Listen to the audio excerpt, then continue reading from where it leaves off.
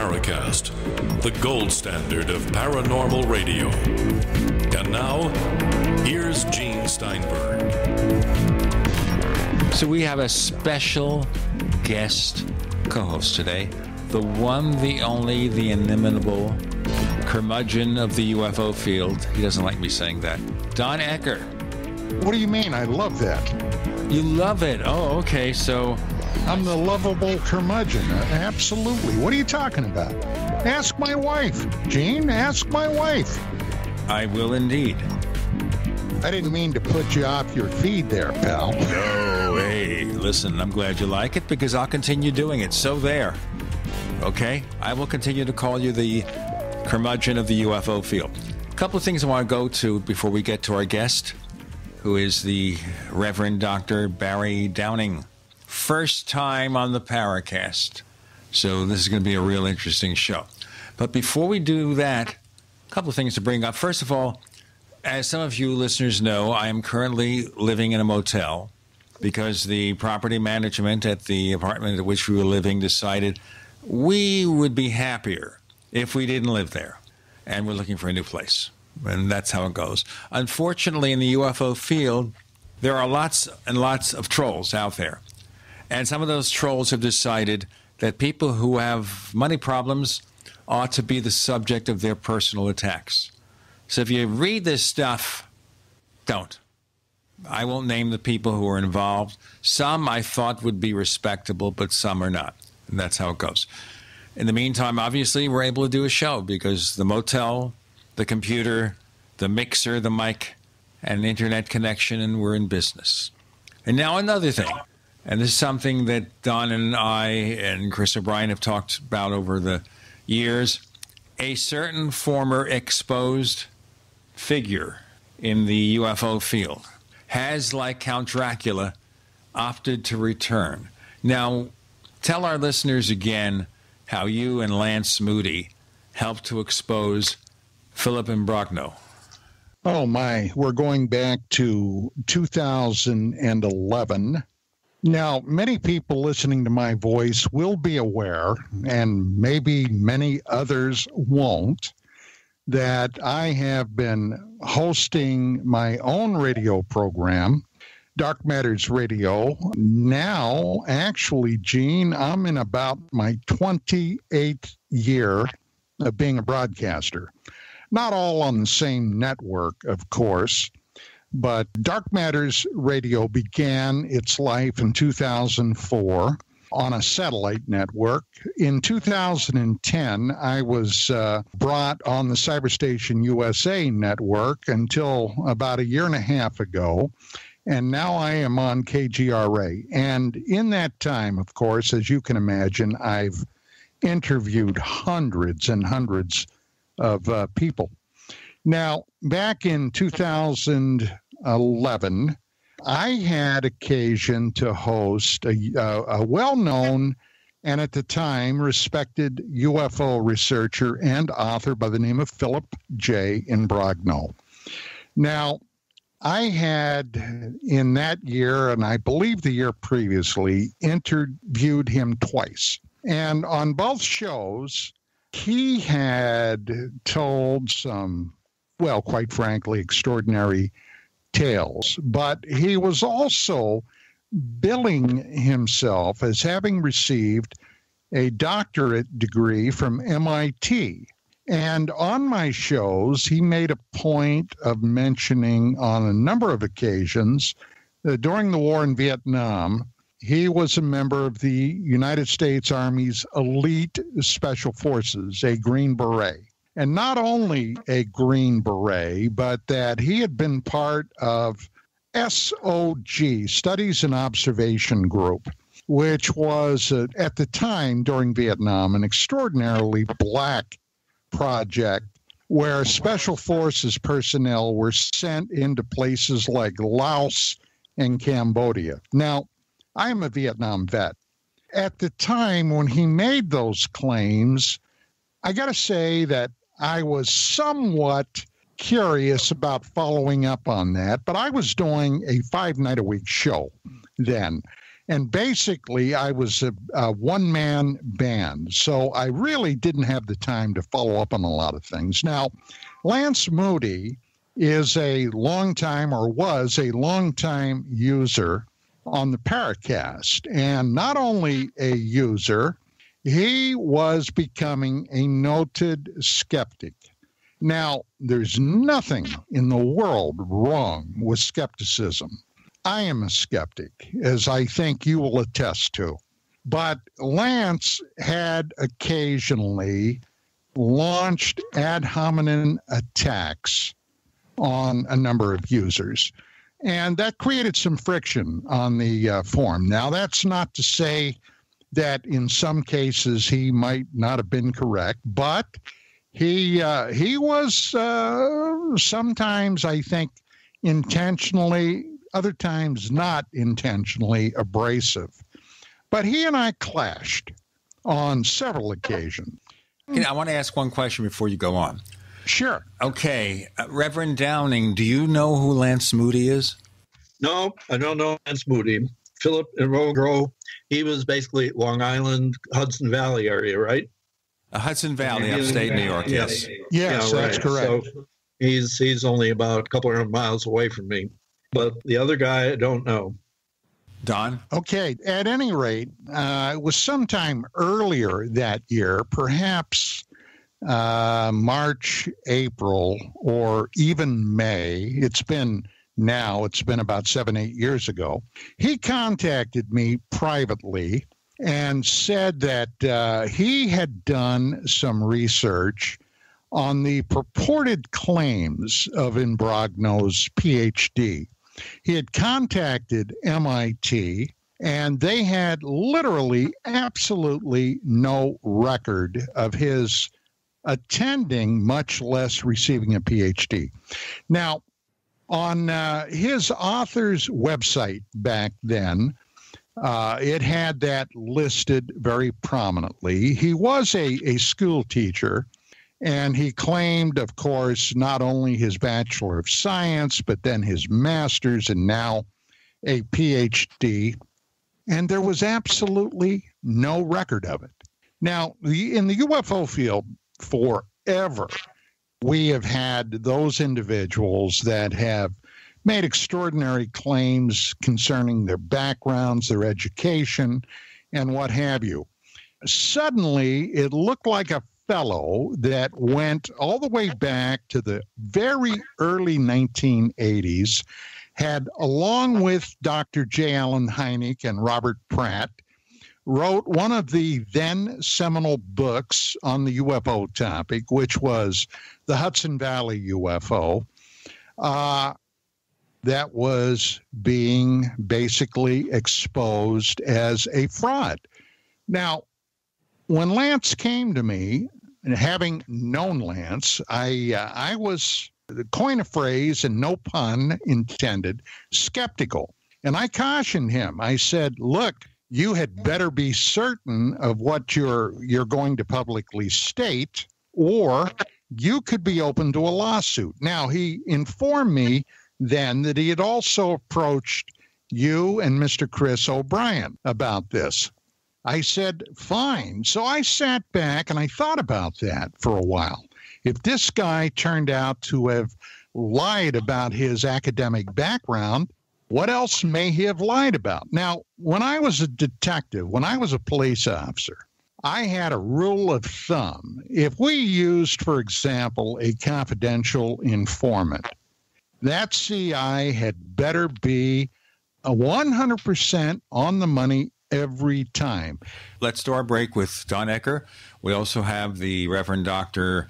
Barry Downing, and we'll hear more from him in just a few minutes. We just want to kind of bring you up to date on the Philip Imbrogno situation for reasons you'll see in a moment. You're in the Paracast.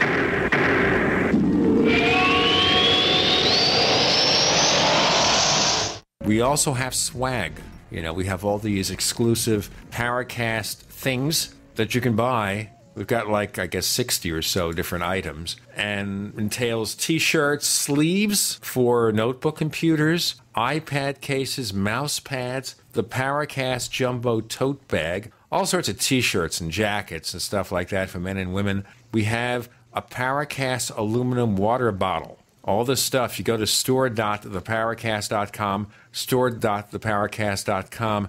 What makes it special is that the items are the best quality, great T-shirts, fabrics, and they have our official logo on them. That's what makes them special, in multiple sizes and colors. We even have stuff for children, stuff for women, stuff for men. We have all sorts of sizes, like small up to X large. A lot of good stuff. That's the swag from the Paracast. You go to store.theparacast.com, stop by, and take a shopping tour.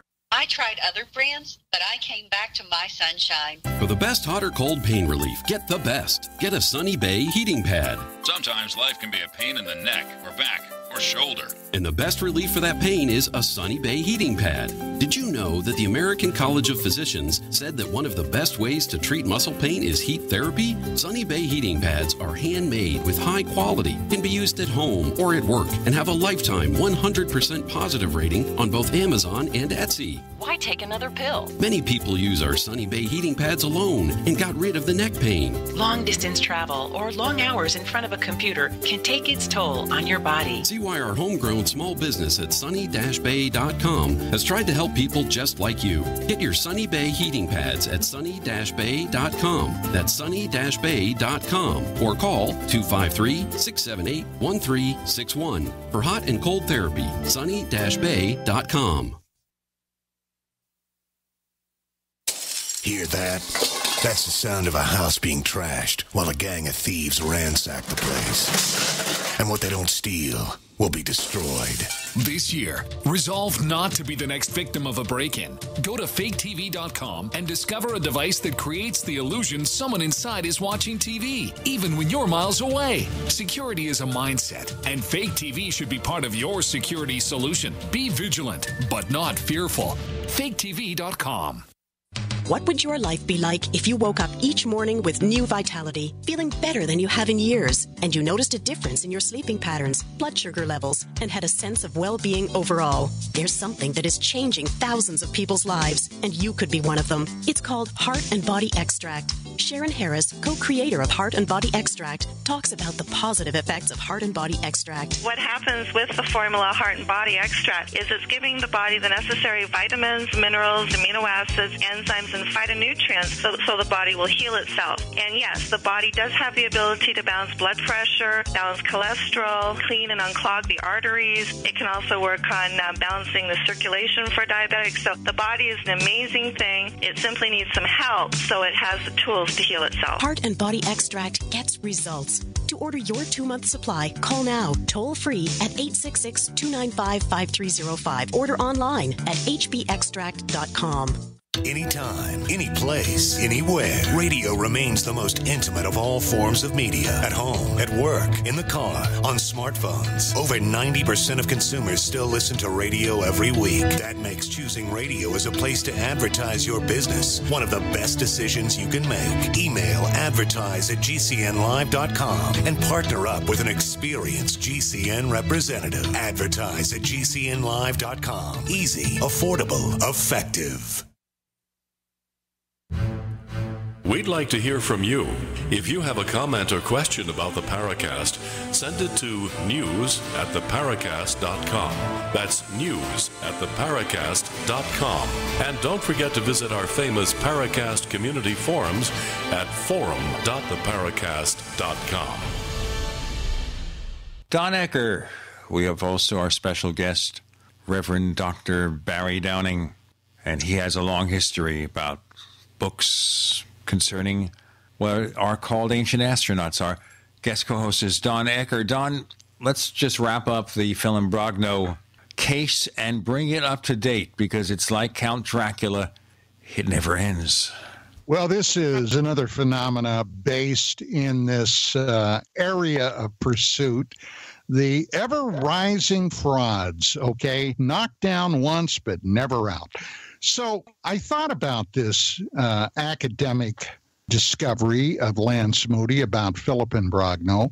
So I decided to go to my military contacts and do some background to discover if, in fact, Imbrogno had served in the Special Forces, as he prominently claimed.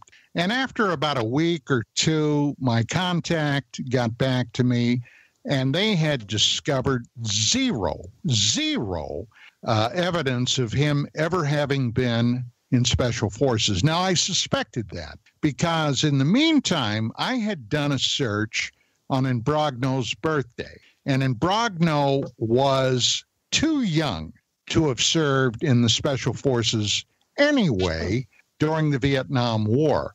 So I ended up writing up a rather extensive op-ed expose piece on Imbrogno, which I posted on the Paracast, and it's made the rounds now.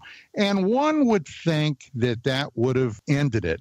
At that time, his writing partner, Rosemary Ellen Guiley, whom had collaborated with him on a number of books, broke away from him. Imbrogno canceled his telephone number, got a new phone, wouldn't tell anybody about it, changed his email address. He was humiliated. Well, one thing about the UFO field, when somebody is exposed, just hang around a while, they'll be back. And now, as it turns out, it appears that Imbrogno's publisher, Llewellyn, is coming out with a new book of his the end of this year, 2018.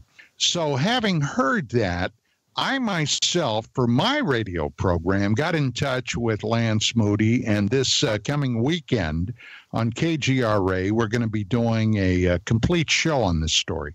And you know, what's interesting to me here, Don, is that Llewellyn should be a respectable or relatively respectable publisher.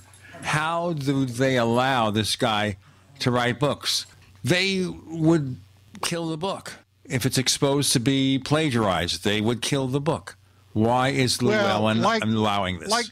Like so many other facets in current present-day America, there are vanishing standards. All right.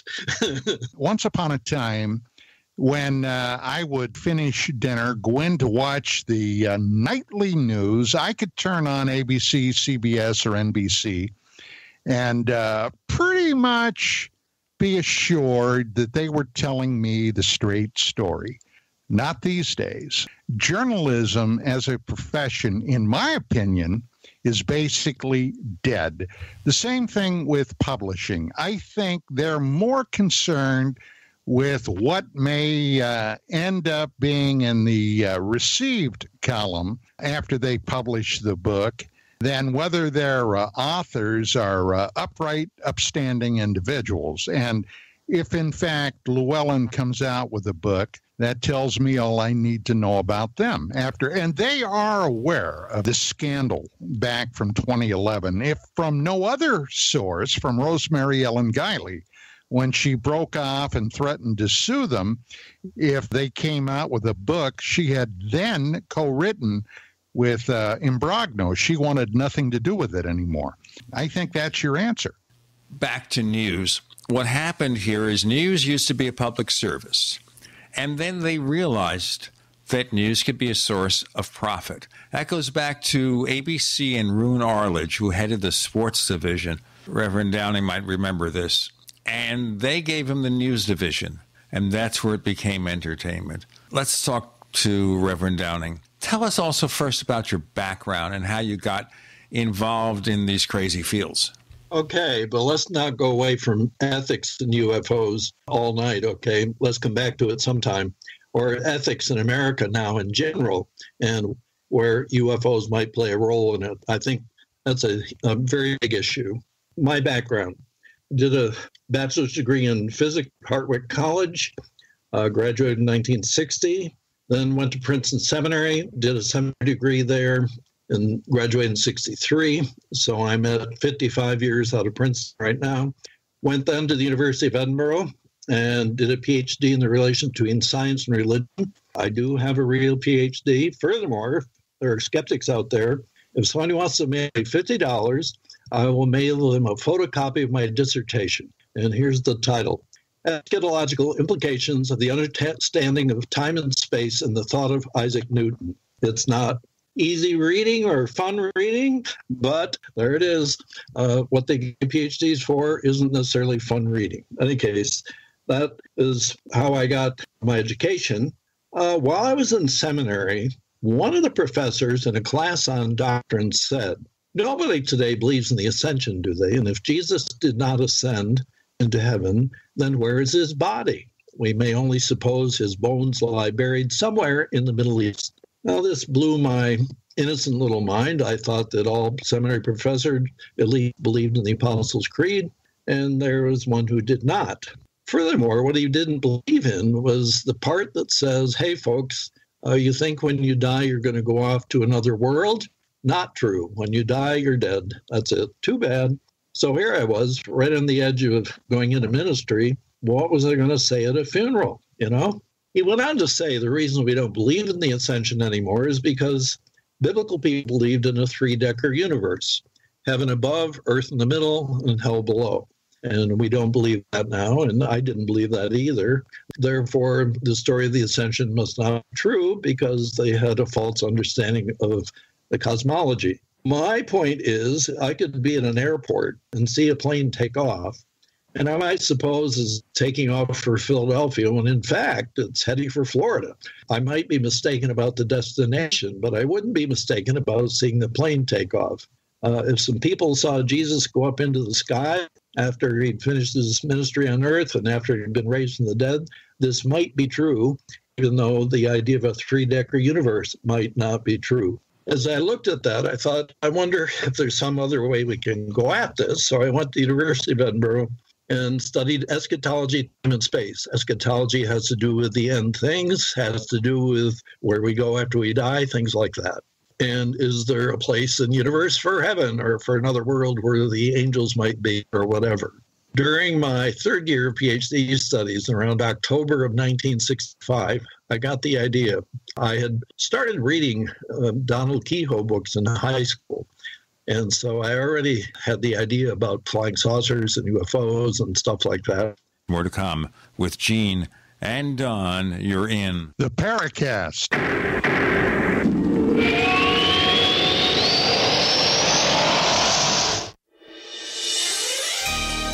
Thank you for listening to GCN. Be sure to visit GCNlive.com today. Hear that? That's the sound of a house being trashed while a gang of thieves ransack the place. And what they don't steal will be destroyed. This year, resolve not to be the next victim of a break-in. Go to faketv.com and discover a device that creates the illusion someone inside is watching TV, even when you're miles away. Security is a mindset, and Fake TV should be part of your security solution. Be vigilant, but not fearful. faketv.com. This is Dan Pilla. Do you owe the IRS money you can't pay? Are tax debts crippling you? I've defended people from the IRS for over 30 years. I've helped thousands, and I can help you too. I wrote the book on IRS settlement, and I'm telling you, there's no such thing as a hopeless case. Call 800-34-NO-TAX to finally get free of IRS debt. With the IRS's new programs, there's never been a better time to solve your problem. Call 800-34-NO-TAX. That's 800-34-NO-TAX, or my website, danpilla.com. Bitcoin is losing crypto market share to other digital currencies. Bitcoin's astronomical rise has led to the creation of numerous competitors like Ethereum, Ripple, and Litecoin, which have also seen massive gains in value. According to Quartz, Bitcoin made up 85% of the crypto market 1 year ago, and today it has fallen to 36%. Remember, the only way to win in the casino is to take chips off the table. Call Miles Franklin at 866-485-4346 and let us show you how to quickly turn your Bitcoin into the 5,000-year-old safety of precious metals. Miles Franklin can quickly convert your Bitcoin to precious metals with one phone call at 866-485-4346. That's Miles Franklin celebrating our 29th year in business without ever receiving a customer complaint. Call us at 866-485-4346. Fast, easy, safe, and convert your Bitcoin into gold with one phone call. For over 5 years, you've been hearing about the Berkey guy, so you may know a few things about him. For example, you are well aware of the superior quality and effectiveness of Berkey water filters and accessories.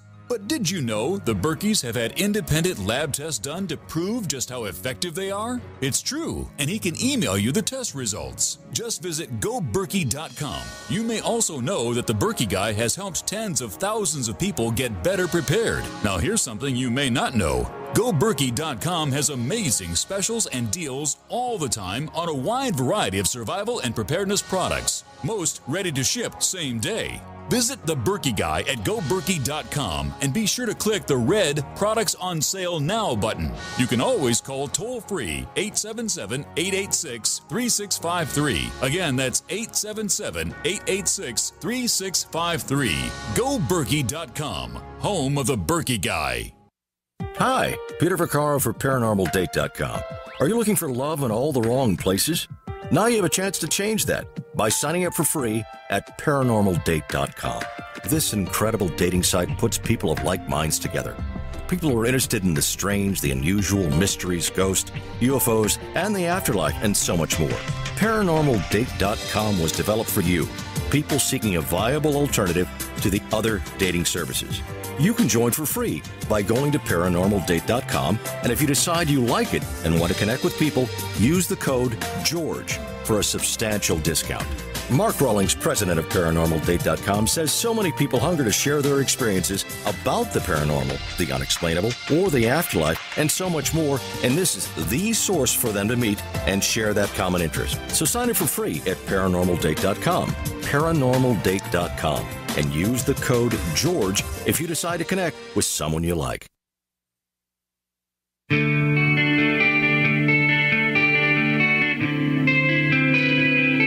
This is Jerome Clark, author of the UFO Encyclopedia and other books. You're listening to the Paracast. So continue the story about your early readings. Before he does, Gene, I have a question that I need to ask. Reverend, a couple of weeks ago, I heard something extraordinary on the radio. I heard that the Pope, the Vicar of Christ of the Holy Roman Catholic Church, in a conversation with a friend of his, described by the press, his friend is a total atheist. The Pope denied the idea of a hell. Now, I grew up in I am not Roman Catholic, but I grew up in an area where it was heavy Roman Catholic. And as a matter of fact, one of my mother's very best friends was a Roman Catholic. She had two sons, and we spent a lot of time together. And I can remember those guys being over at my house, their mother admonishing my mother to don't you dare feed them any meat on Friday. You'll remember those types of things, I'm sure. And when I heard how far the standards, apparently, of the Roman Catholic Church have descended, it shocked me. What was your take on that? All right, I hadn't heard that particular comment.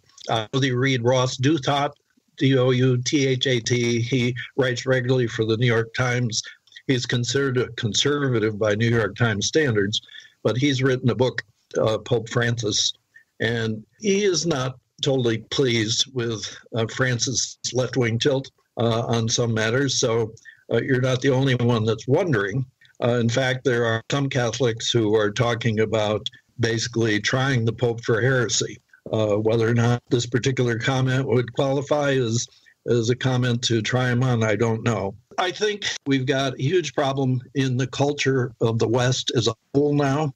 The kind of authoritarian religion isn't flying well, at least with intellectuals, although, the basically fundamentalist Christianity, very conservative Judaism, and very conservative Islam, and especially radical Islam, are very authoritarian. So part of the split we have in our culture now is between the left, which doesn't care too much for religion one way or the other, although they aren't allowed to be against it because they tolerate everything. But on the right is not tolerant of much of anything. And it's no wonder that the left and the right are at each other, both in American politics and also, I would say, European politics too. Everybody's a little shocked that the right seems to be gaining ground in Italy and France, and everybody's kind of upset by that, upset by Britain leaving the Euro market and all that kind of stuff. What I would call liberal political culture now doesn't fit well with what you described as the conservative standards of the Catholic Church back in, the 50s or 60s. And that's the split we've got. My view is that if the United States government had not led the cover-up of the UFO situation, that the hardness of the Christian right and I would call it the atheism of the political left would have to readjust their thinking, both sides. And I think we have no way of measuring how much damage has been done to the culture because the government has kept UFO secrets. If you let out that there's some type of intelligent reality watching over us, all kinds of new values are going to shape up, and the hardness of the right and the I don't believe anything of the left are both going to be challenged. And well, Reverend, for many, many years, I pondered the concept of whether humanity, the Homo sapiens sapien, our species, was in fact interfered with by intelligence from elsewhere. Now, the human race in its present form is believed to have been present on the earth for several 100,000 years when we evolved into our present form and our present mind and brain capacity. So as far as established history goes, we can trace back our roots to ancient Sumer about 6,000 years ago. Now, it's obvious that the human race had a heck of a lot more going on than that. I mean, now with discoveries, archaeological discoveries in Turkey, Catalhulic, I believe it is, and other discoveries, well, my heaven, even the city of Jericho is recognized to be in excess of 9,000 years. That is a heck of a lot of history that we basically know nothing about. I think myself that it would be perfectly understandable that at some point planet Earth was visited and the visitors tinkered with early proto-humans. If we were to discover that, and I don't believe for a second that if we did, it would ever be discussed about openly, if we were to discover that, what would that do, in your opinion, to established religion as it is today, and what would it do to governments across the planet? All right, let me start with religion, and then we'll get to the governments later, okay? It certainly would be jarring to most Christian religions. I'm not sure the impact on the Jewish religion. In some ways, the Jewish religion is more open to kind of making it without firm beliefs about what our destiny is beyond earth. They don't have a firm doctrine of life after death, which you get in both Christianity and Islam. And I think that a good number of Jewish readers of the Torah see the Genesis story as a story or a parable, an explanation that doesn't have to be taken literally. Some conservative Jews may, or Orthodox Jews may take the Genesis story literally. I don't know. The thing that I think happens, though, is if you have UFOs there and the stories get out that the aliens have been abducting humans and taking sperm samples and so on, and maybe if you follow Molten Howe and her studies of animal mutilations, you've got to suppose these guys are pretty smart technologically, pretty smart biologically. Maybe they could create humans or human hybrids, as some have argued. Okay, what happens to religion then? First of all, I think we then understand ourselves to have been made by somebody for a purpose. And all that's been lost by the Richard Dawkins types who say that evolution made everything, there's no God, and don't tell me about any God. And so the atheism of what I call the scientific left would suddenly have to say, maybe evolution didn't happen by itself. This gets you closer to what some conservative Christians, but not what I would call fundamentalist Christians, have called intelligent design. And I refer to this a little bit in my new book. But in any case, if you've got aliens flying around in the skies, it's possible to suppose that they're on some kind of a divine mission. How they got this mission, we don't know. But part of that mission may be to either guide or help develop the biology of the earth. I'm fine with that. I don't take the Genesis story literally. There are parables in the New Testament that Jesus tells about the kingdom of heaven is like a man who went out and sowed seed in a field, and during the night an enemy came and sowed weeds. It sounds like there are what I would call other forms of life that may impact life on earth. And so we get a mixture of good and evil here, and our job is just to tough it out, because the workers with the guy in the parable of the creation story, or the farmer planting seeds, he tells them not to dig up the weeds because they'll tear up the wheat too. So that good and bad have to be endured together, and then at harvest, the weeds and the wheat will be separated. We got more to come with Reverend Downing and Don Ecker, the one, the only, the inimitable. And I'm Gene Steinberg. More to come. You're in the Paracast.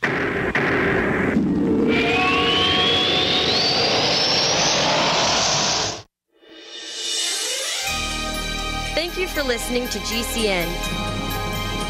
Be sure to visit GCNlive.com today. Do you need a website? Well, you can get a great deal on hosting services with Namecheap's legendary coupon code. They're offering substantial hosting discounts on shared hosting, business hosting, VPS hosting, reseller hosting, and even dedicated servers. Namecheap is preferred by millions. It's backed by a money-back guarantee. Use the coupon code LEGENDARY to cash in on the special deal at Namecheap.com, Namecheap.com. First came Attack of the Rockoids, and it was a critically acclaimed success. And now there's The Coming of the Protectors. A former military intelligence man is contacted by a space woman in a dream that turns out to be a nightmare because evil forces on her distant planet are planning to conquer the Earth. This is gripping science fiction of the classic kind. Attack of the Rockoids and The Coming of the Protectors. Find out more at rockoids.com. That's Rockoids, ROCKOIDS.com. Hear that? That's the sound of a house being trashed while a gang of thieves ransack the place. And what they don't steal will be destroyed. This year, resolve not to be the next victim of a break-in. Go to faketv.com and discover a device that creates the illusion someone inside is watching TV, even when you're miles away. Security is a mindset, and Fake TV should be part of your security solution. Be vigilant, but not fearful. faketv.com. Frustrated trying to get business capital? Want to take the slow process and rejection out of the equation? GCNloans.com removes the slow, irritating approval process. Instead, get quick, simple funding. Powered by David Allen Capital, 80% of our pre-qualified clients are approved in days. Pre-qualify at GCNloans.com and get your money this week. It's that easy. GCNloans.com. That's GCNloans.com. Hear that? That's the sound of a house being trashed while a gang of thieves ransack the place. And what they don't steal will be destroyed. This year, resolve not to be the next victim of a break-in. Go to faketv.com and discover a device that creates the illusion someone inside is watching TV, even when you're miles away. Security is a mindset, and Fake TV should be part of your security solution. Be vigilant, but not fearful. faketv.com. Message and data rates may apply. Remembering when to change your fridge filter is a hassle. Remembering the right filter is almost impossible. So at Filters Fast, we have some good advice. Forget it. Instead, remember this. Text BEST 33 to 443-443 and check fridge filters off your to-do list forever. Get it all taken care of for a fraction of big box store prices with a Filters Fast brand filter. To see how much you can save, plus get free shipping, text BEST 33 to 443-443. With a huge range of brand name filters available, Filters Fast is America's #1 online filtration company. And you can get a Filters Fast brand filter for a fraction of the price, delivered to your door every time you need it. No need to remember. It's not a matter of if you need a fridge filter. Why not text to get it taken care of? To see how much you can save and get free shipping, text BEST33 to 443-443. That's BEST 33 to 443-443.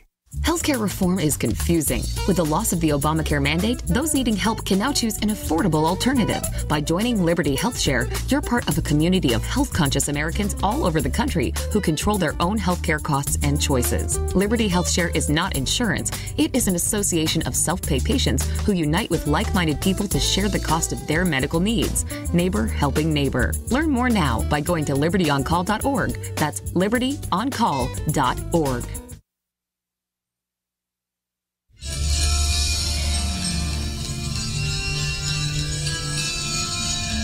Hi, this is Bryce Abel. I'm the producer of Dark Skies, the co-author of AD After Disclosure, and you are listening to the Paracast, the gold standard of paranormal radio.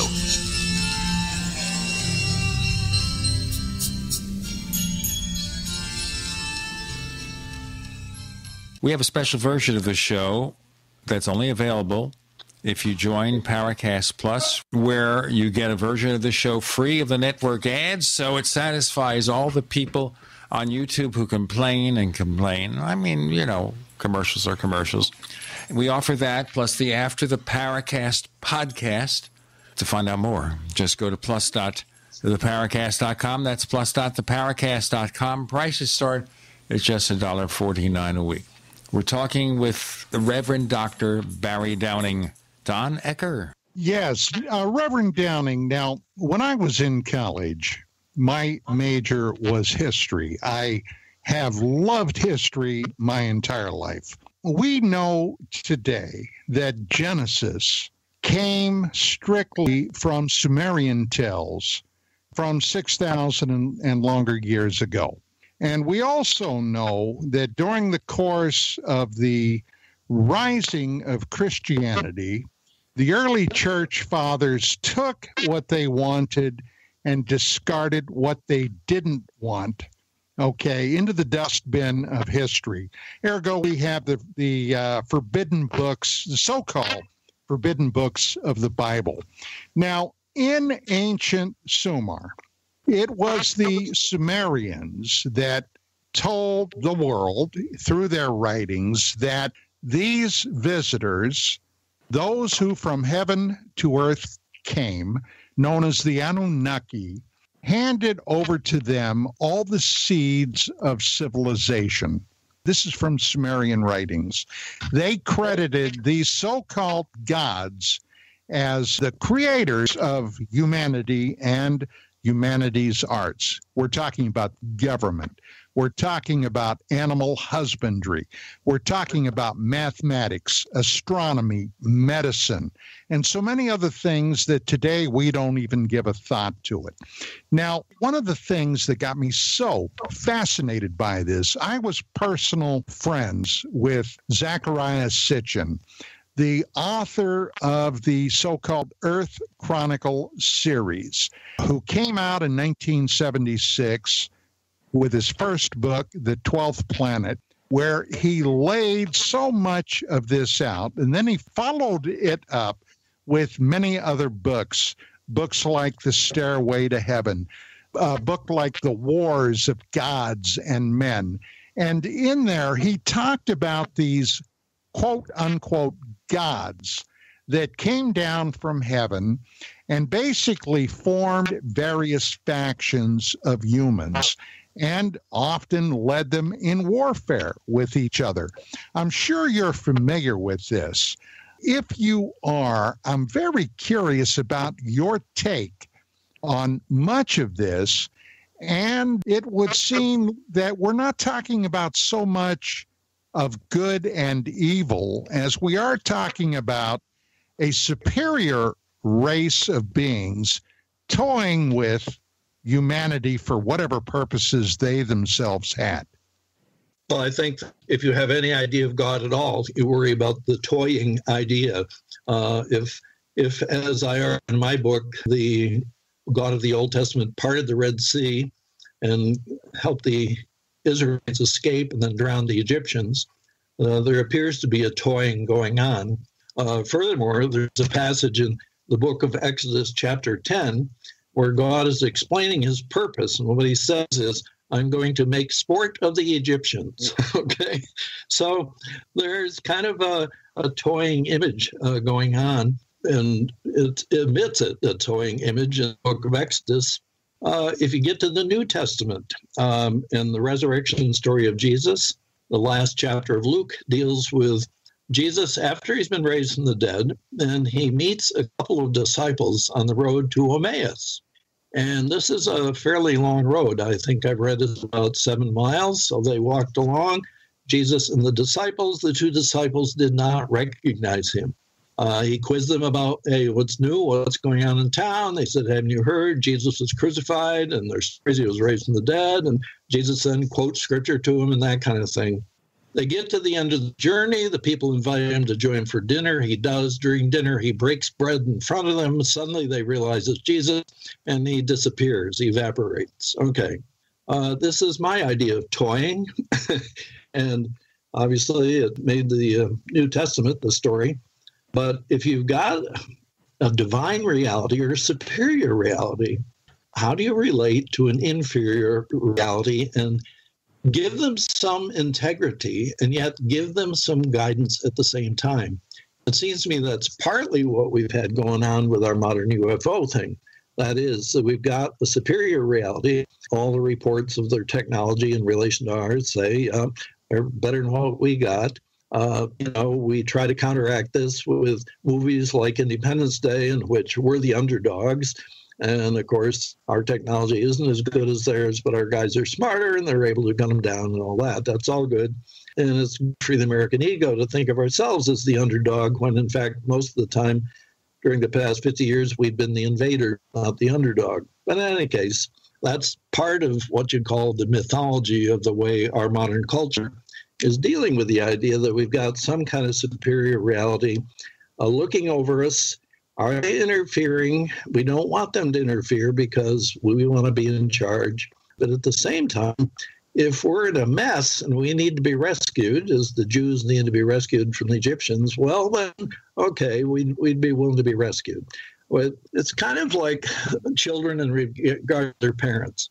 They want the parents to protect them when they need protection, and they want the parents to leave them alone, let them do whatever they want when they don't need protection. That's kind of our ambivalence as a culture about God, and I think about UFOs. That's fascinating, but it doesn't answer my basic question. I'm presuming you are familiar with the writings and research of Sitchin. Yeah, let me say why I have not paid much attention. The problem is that almost everything he does is based on his interpretation of the Sumerian text, and hardly anybody has an authority to challenge whether or not his interpretations are correct. So he may be doing good work. I'm not sure how reliable his interpretations are. Well, he's deceased now. He died several years back. But he had some absolutely astounding conclusions in many areas. Now, I realize that you can get into one of a discussion over whether his readings of the Sumerian script were in fact correct. Now, the man was an ancient language linguist. I have yet to see anyone definitively be able to disprove everything that the man wrote about. But when you look at what, in fact, has been verified in the years since, there's a heck of a lot. And according to the tales coming from Sumer back 6,000 and more years ago, their truth was that they had been created by and handed the arts of civilization from these superior beings. But you basically discounted that? Oh, I wouldn't necessarily discount that. Here's what we've got from the Christian side. If you read my second book, which is Biblical UFO Revelations, the chapters dealing with conservative Christianity and my points of view take place in chapters 9 and 10. One of my chief critics is a guy by the name of Gary Bates. He's a creationist, meaning, as he says in his book, he thinks the earth is 6,000 years old, okay? And that's how much respect he has for modern science. This is part of the problem you've got. You've got fundamentalist Christians trying to read the Bible. The Genesis story is literally true, and I don't do that. At the same time, I'm willing to listen to stories of previous civilizations. I think that Linda Moulton Howe has done some stuff in the area of Turkey. She found some statues and things like this that seem to go back 10,000 years. So I have no idea how far back different civilizations may be. And also, I'm Darwinian enough to believe that some civilizations grow up and then they die. And so in terms of how we got to where we are now and how much longer the American civilization, as we know, is going to survive is, I think, very much up in the air. You know what's up in the air? These announcements coming up. And after we have these announcements, we'll hear from the good Reverend and from Don Ecker. And I'm Gene Steinberg. You're in the Paracast.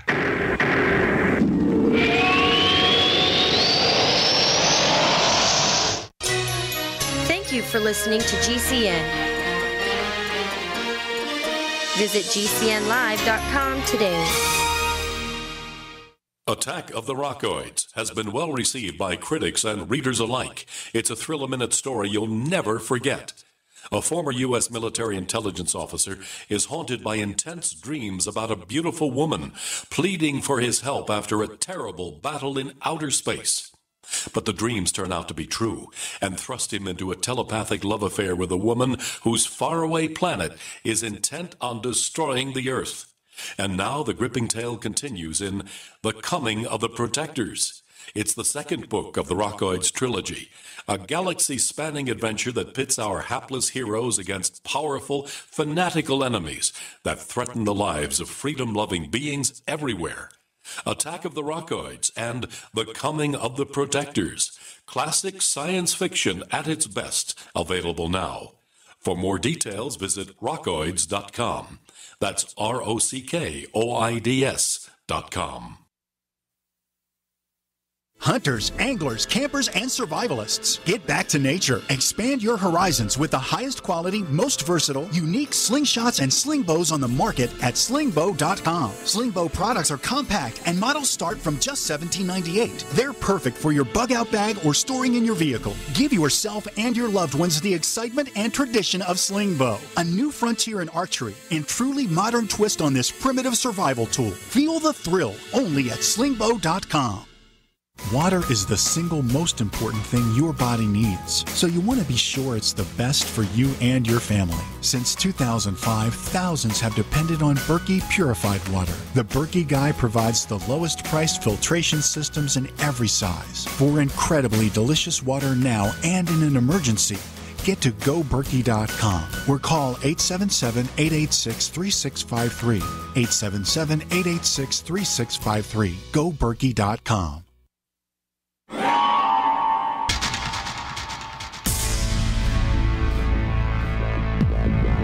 Welcome back to the Paracast, the gold standard of paranormal radio.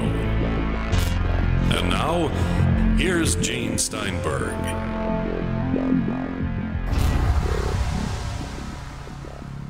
Reverend, I wanted to just ask a side question before Don returns, and that is, obviously there have been a lot of reports about UFOs and the Bible over the years.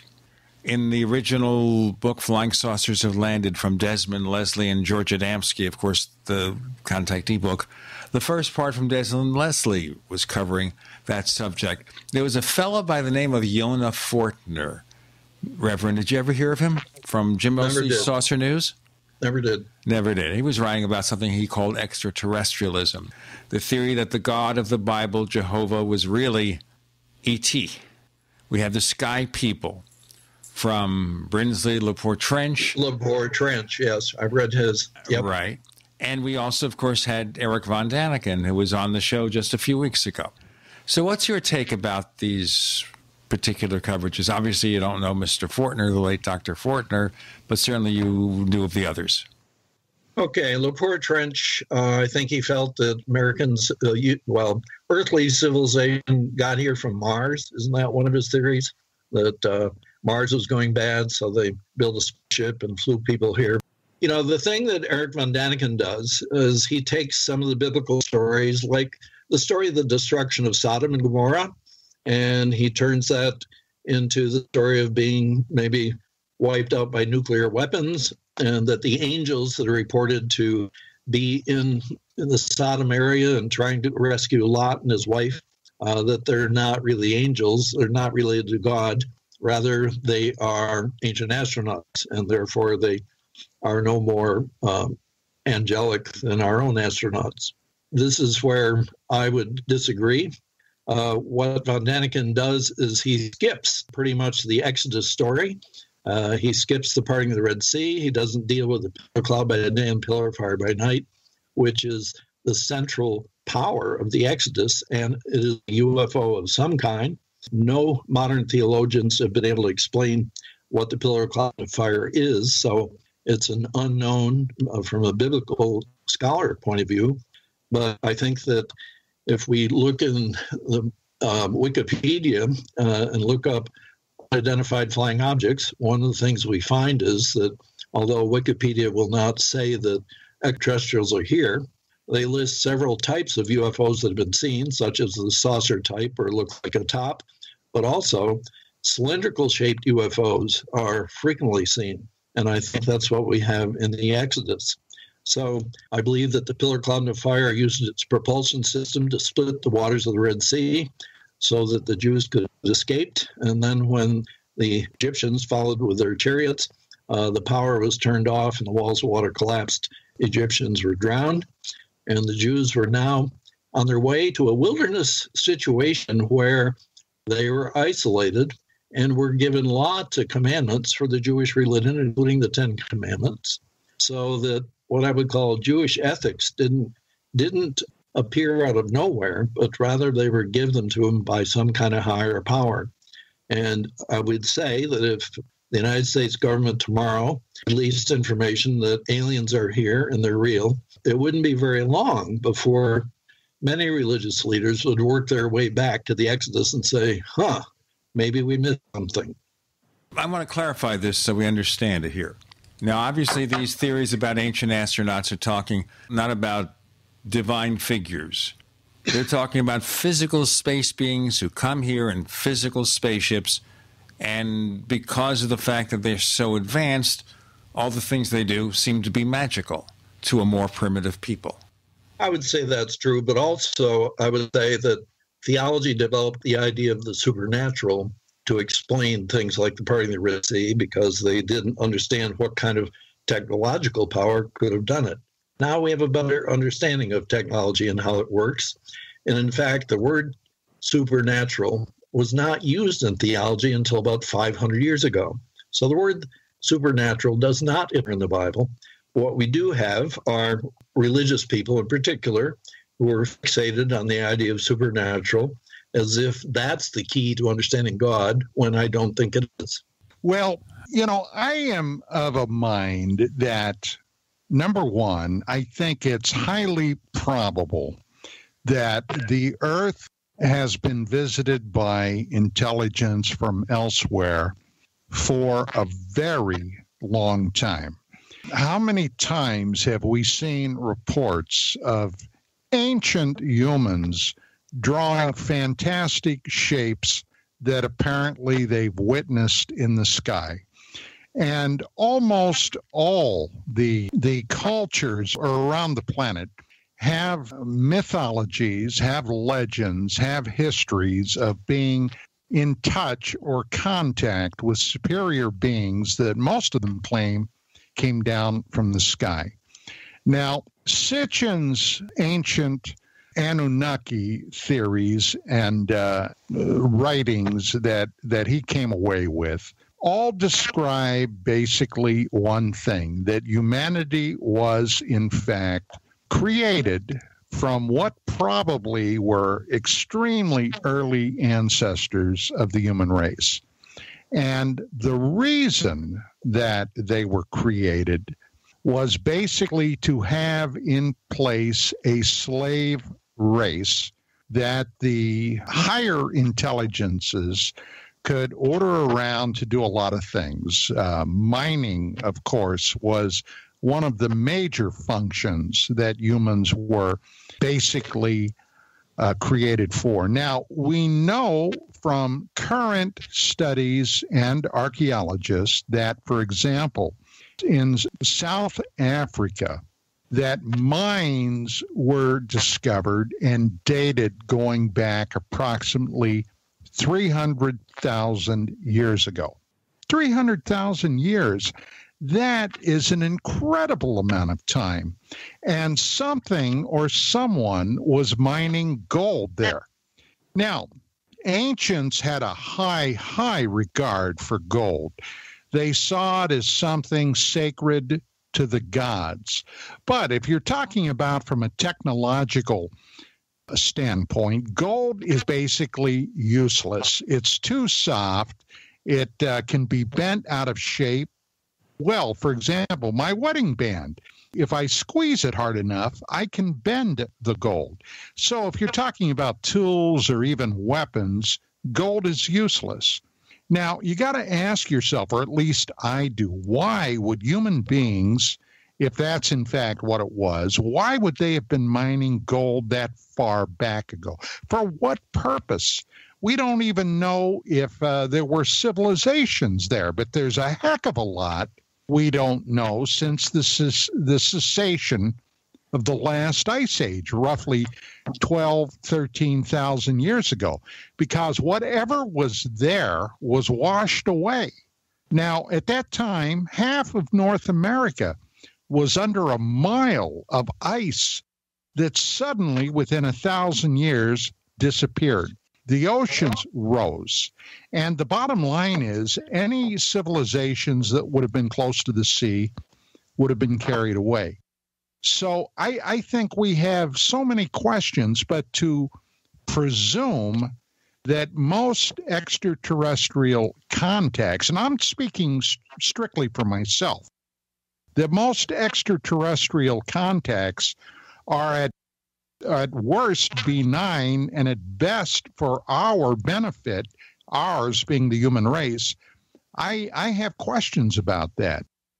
Doctor, what do you think? Right. How do you link the idea that the aliens are here, flying around, landing, making some human contact, but at the same time, I would say, notice they've not landed on the playing field, we'll say, at Giant Stadium in New York or at Coliseum during the Rose Bowl, you know? Let's do our break here, and maybe we'll find out. Interesting questions. More to come with Gene. Gene, Reverend Downing, and Don Ecker. You're in the Paracast.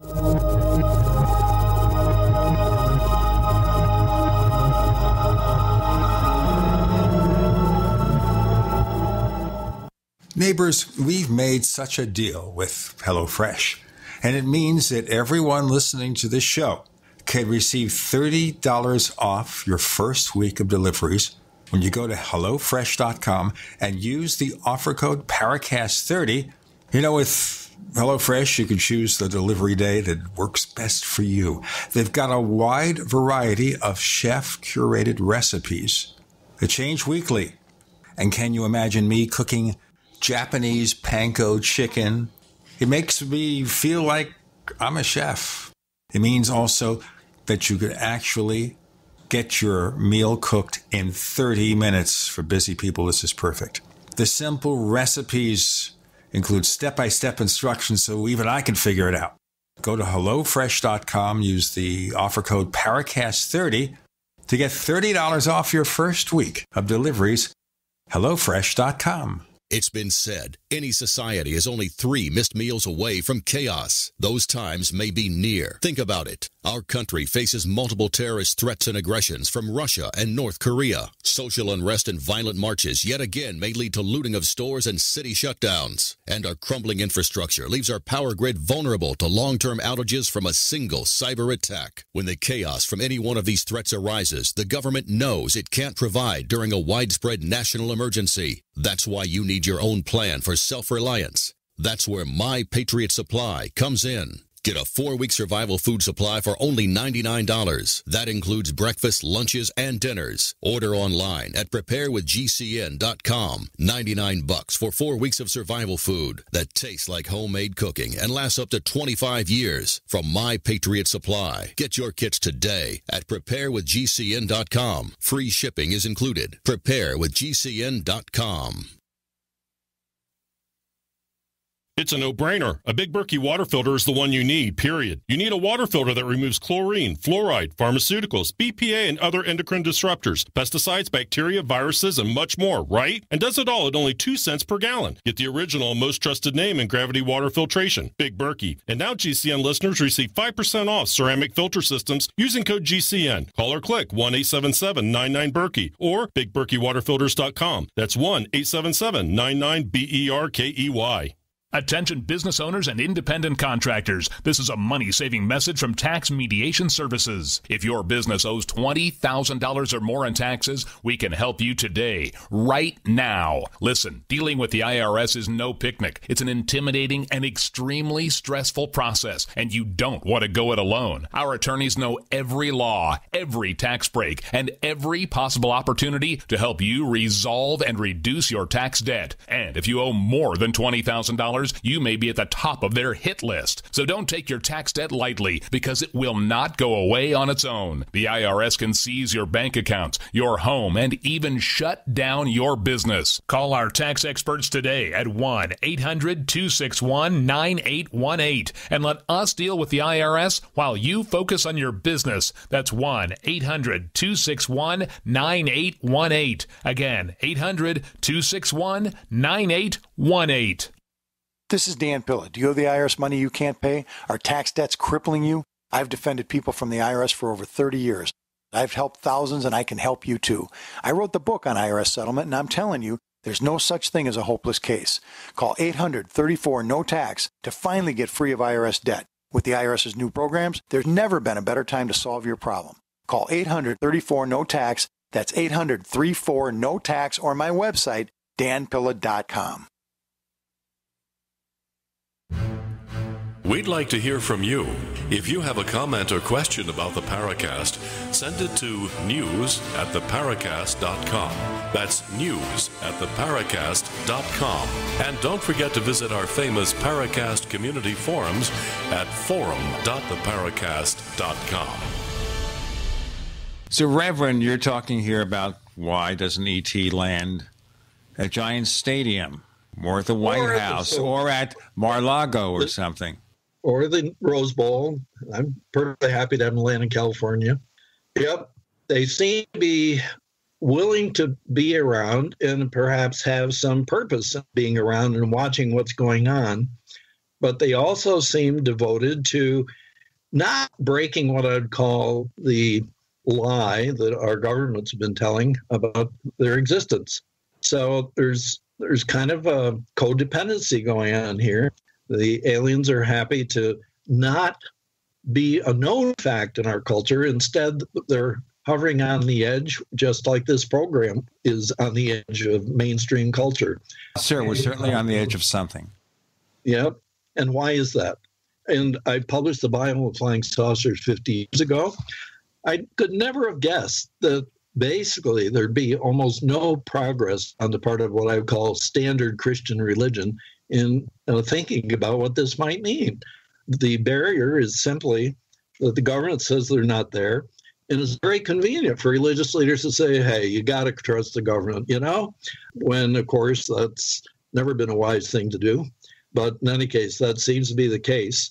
When I try to talk to theologians, they don't so much dispute me as when I talk, they just look at their shoes, So that's where we're at.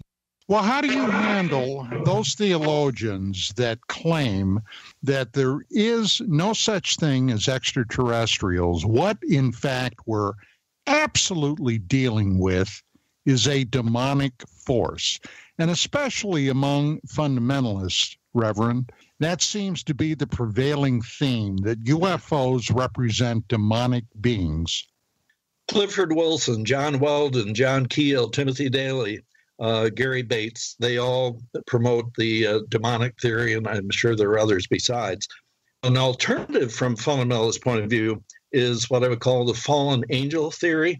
Chuck Missler and Mark Eastman have written a book that puts forth that point of view. They go to Genesis 6, where the sons of God saw that the daughters of men were fair and took them as wives and had children by them and so on. So that from Missler's point of view, some angels were interested in having sex with humans, and it was against God's rules. And so the beings that we're seeing in the skies now are all part of that same group. Those beings were the Nephilim, the prodigy. Right, that's correct. So in any case, back to the demons. Demons are in chapter 9 in my new book, and the Nephilim part is in chapter 10.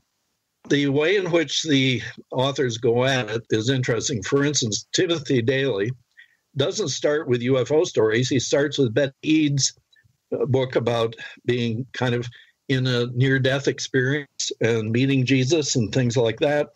And he is sure that this is a demonic experience on her part, even though she says she was meeting Jesus. Gary Bates focuses in on Whitley Strieber quite a bit and says that Whitley Strieber was taken over by demons and so on. So that's the point of view they take. Gary Bates says, I'm a fallen away Christian, so there's no hope for me. So he's aware of what I'm doing.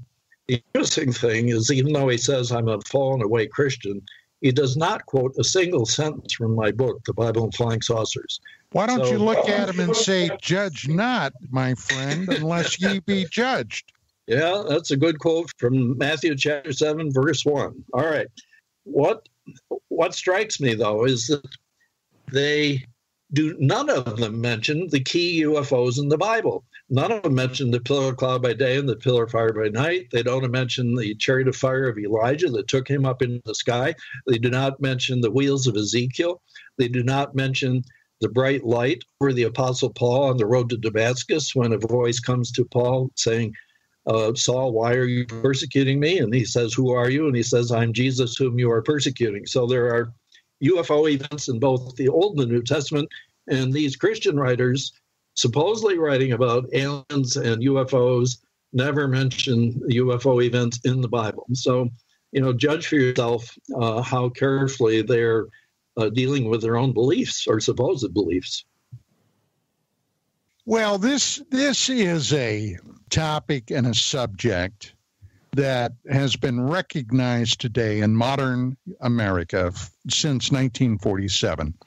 And in all those years since 47, the United States government, or I shouldn't say the U.S. government because that makes it sound like a monolith, which it isn't, but elements within that government from military and intelligence sources have gone out of their way to keep this under wraps. They have used all types of techniques to make this a ridiculous subject, and they have destroyed lives in those people willing to publicly talk about what they've witnessed and so on. So, with that being said, Reverend, this past year, the latter part of 2017, suddenly several elements within the United States government, primarily led by a former senator of the United States Senate, Harry Reid from Nevada,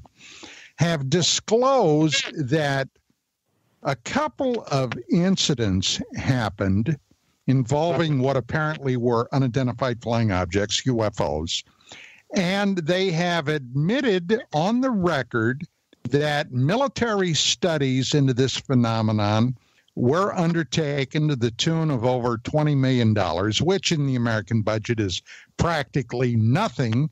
although $20 million would be a heck of a lot to me. But suddenly there seem to be some cracks in this monolithic government cone of silence. I'm sure you've observed this. What's your take on that? Right. Fox News had a couple of good segments dealing with that, a few weeks ago. And also, just about, a week and a half ago, CBS News did a story on a UFO seen, I think it was over Arizona. A Learjet, first of all, reported the UFO flying over it. And then American Airlines passenger plane spotted the same thing just a few minutes later. You're familiar with that story, right? Sure. Yep. And so I'm wondering if there may not be the beginning of a crack, or this might go far enough so that American Airlines pilots and others would no longer be afraid they'd lose their jobs if they started talking about it. If there's kind of a breakdown in what you would call government control, and this might be deliberate. It may be that the secret keepers have said, okay, we'll back off. We'll let this information out bit by bit. It would be interesting to see if this is where it's going to go. Let's pursue disclosure a bit more. In our next segment, I have a few comments to make. We're talking to Reverend Dr. Barry Downing, and he has a new book, by the way, that's published by our old friend Tim Beckley. Got a lot more to come. With Gene and Don, you're in the Paracast.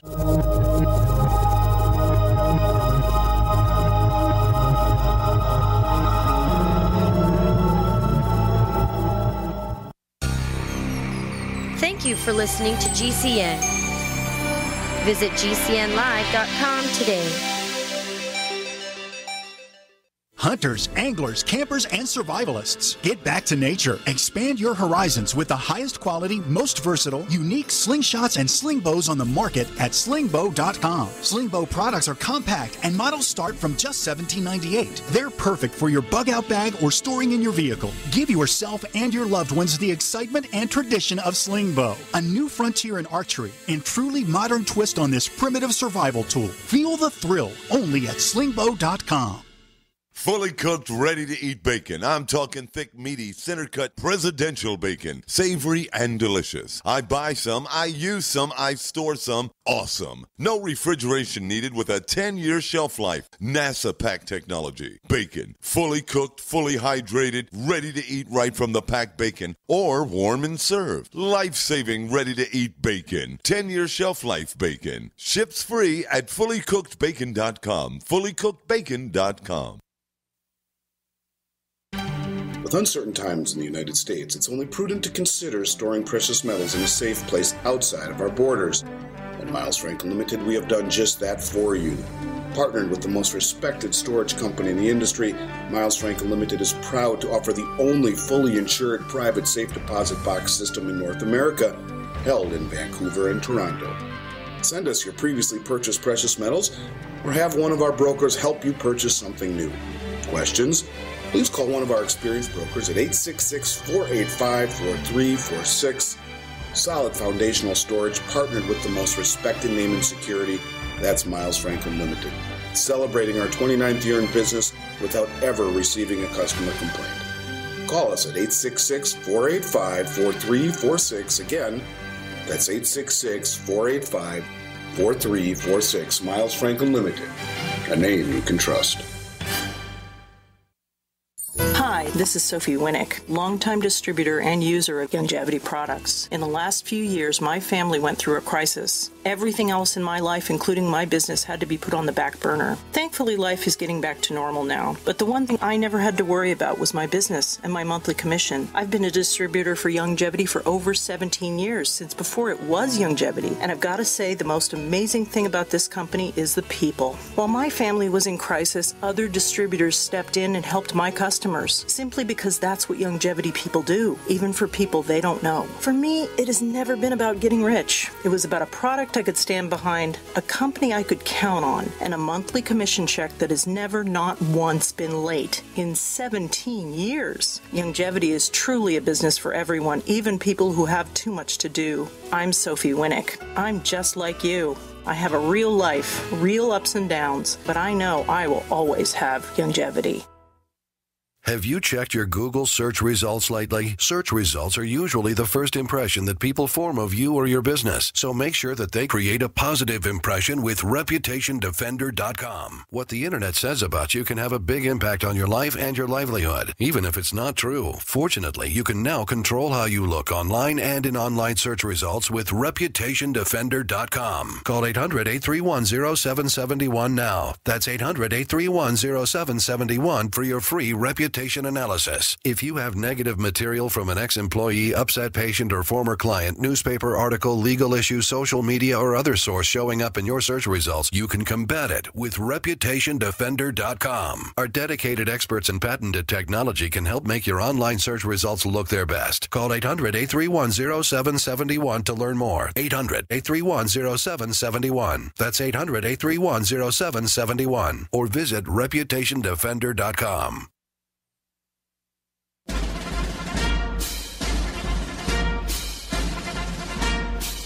Hi, it's Grant Cameron from presidentialufo.com. You're listening to the Paracast, the gold standard of paranormal radio.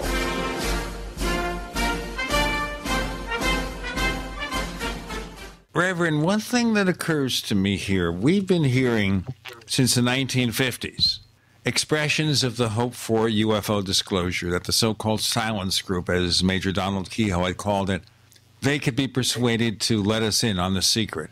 It happens every so often.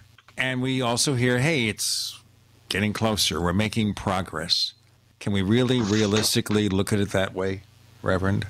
I don't know. The new book, Biblical UFO Revelations, was basically taken, first of all, because of the work that has been done, by various researchers. In particular, I've used the book AD, After Disclosure, and you've probably read it.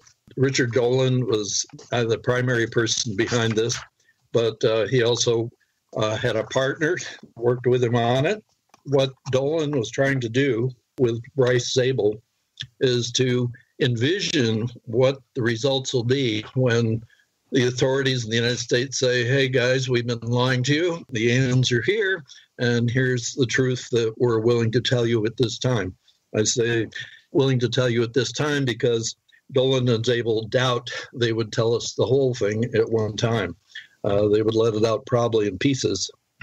But Dolan and Zabel do ask questions about what happens to religion when the day of disclosure comes. And that interested me a lot, and that's what led me to write my book. If that announcement were to come tomorrow, most of the religious leaders that I know, their jaws would drop to the ground, okay? There are some who have been saying, it's no problem if the aliens are here. I guess the Pope's astronomer said we would just baptize them. It's no problem. But I think that the issue would be more complex than that. Just to take the Roman Catholic position on this, Don brought this up. Chapter 6 in my book deals with the Roman Catholic Church and UFOs. There was a Monsignor, Corrado Balducci, who died, I believe, in 2008. And he had gone on Italian television saying that he was sure that UFOs were real. There were so many reports, they couldn't all be wrong. We need to trust eyewitness accounts. We couldn't even believe in the resurrection of Jesus if we didn't believe in the resurrection accounts. The interesting thing about Balducci, too, though, was that he said he didn't think aliens came from the supernatural world. He believed they came from the natural world. And to me, this is a key issue in terms of why the Catholic Church has not said much of anything about UFOs, is because, and Don kind of referred to this in an indirect way a while ago, and that is if you had, we'll say, a spaceship flying over the Jews, they're going to know it's a spaceship. They called it a pillar of cloud by day and pillar of fire by night, but they'd have no idea of advanced technology. It might look like what we would call supernatural or something like that, even though they didn't use that word in those days. So that the easy distinction between super technology and supernatural is not going to be that obvious. And if we see a UFO, which is sitting in front of our eyes, and then it splits into 2 or 3 parts, they fly apart, then they come together again, that might look pretty supernatural to our modern eyes even. But if it's just some type of advanced technology that we don't know yet, that just means we're quite a ways behind. We're just using bows and arrows, okay? Reverend, let me interject something here because I think this is going to play into it. Back in the very early 1990s, like 1991 or 2, while I was at UFO Magazine, I received a call from Richard Hoagland and Professor Stan McDaniel, who at that time were writing a paper basically chastising NASA for, well, a number of things, and this show is not about that. But at any rate, they asked me, they said, you know, Don, I believe there was a document written when NASA was brand new, and they gave me some parameters. They said, could you track that down? So I did some research, and I discovered a document which today is fairly famous, the Brookings Institute document prepared for the brand new NASA. Now, that document goes into a lot of things about the space race and you know, technology and many things.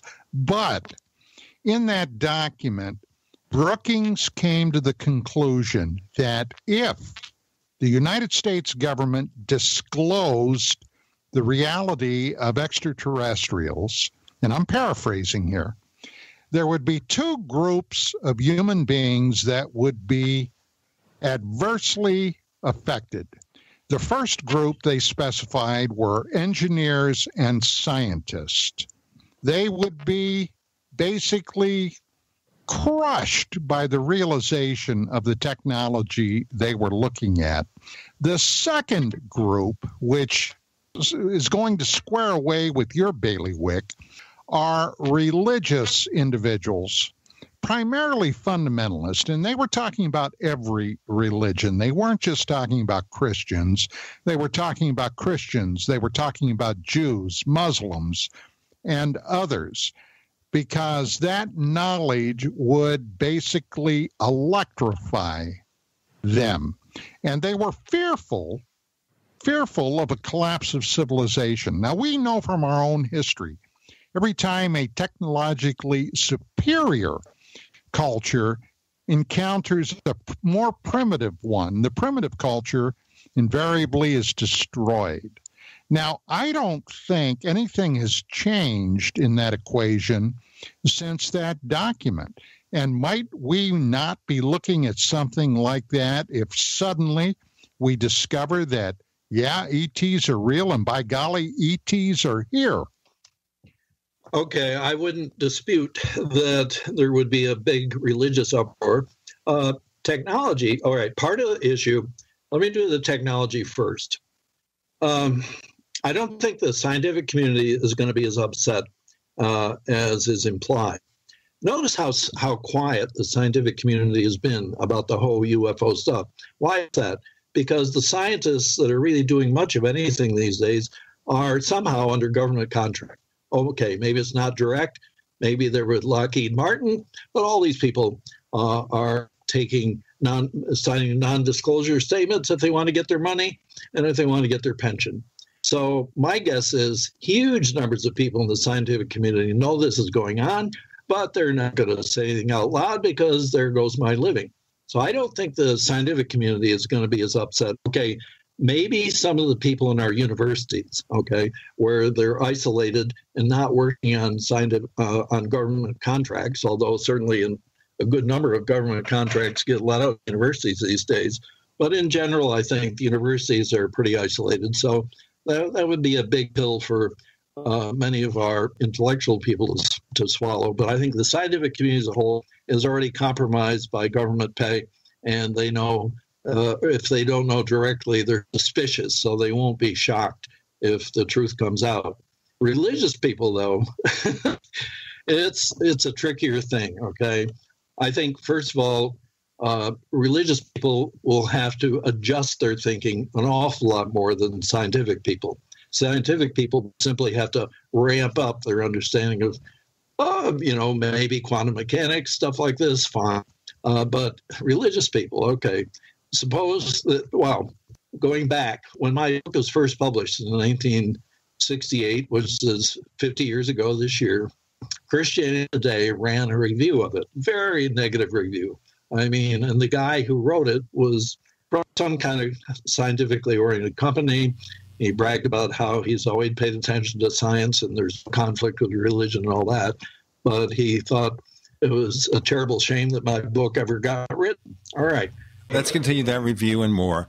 Reverend, we've got Gene Steinberg, Don Ecker as our guest co-host, and a lot more excitement to come. You're in the Paracast.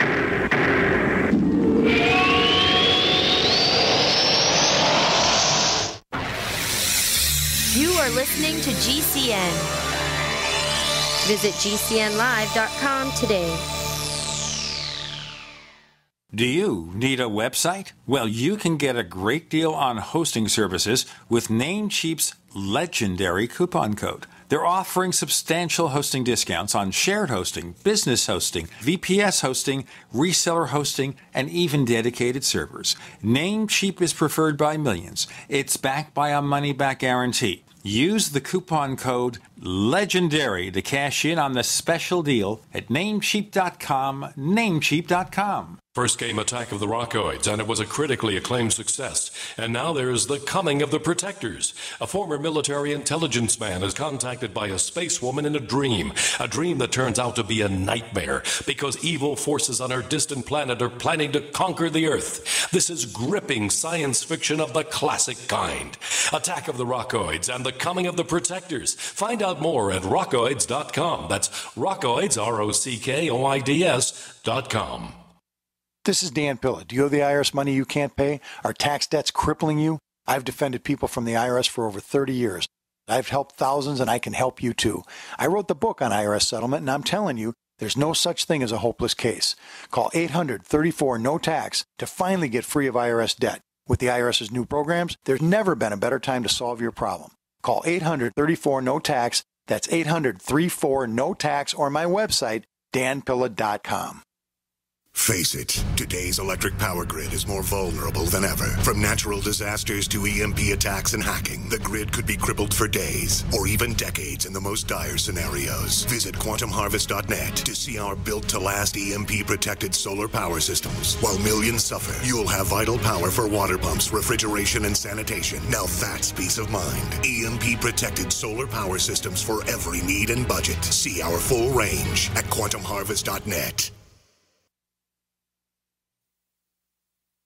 Healthcare reform is confusing, but whether it's finding an affordable insurance plan, keeping your doctor, or being able to afford needed prescriptions, navigating the healthcare system has become a challenge. Control your own healthcare costs and choices with Liberty HealthShare. Liberty HealthShare is not insurance. It is an association of self-pay patients who unite with like-minded people to share the cost of each other's medical needs. Neighbor helping neighbor.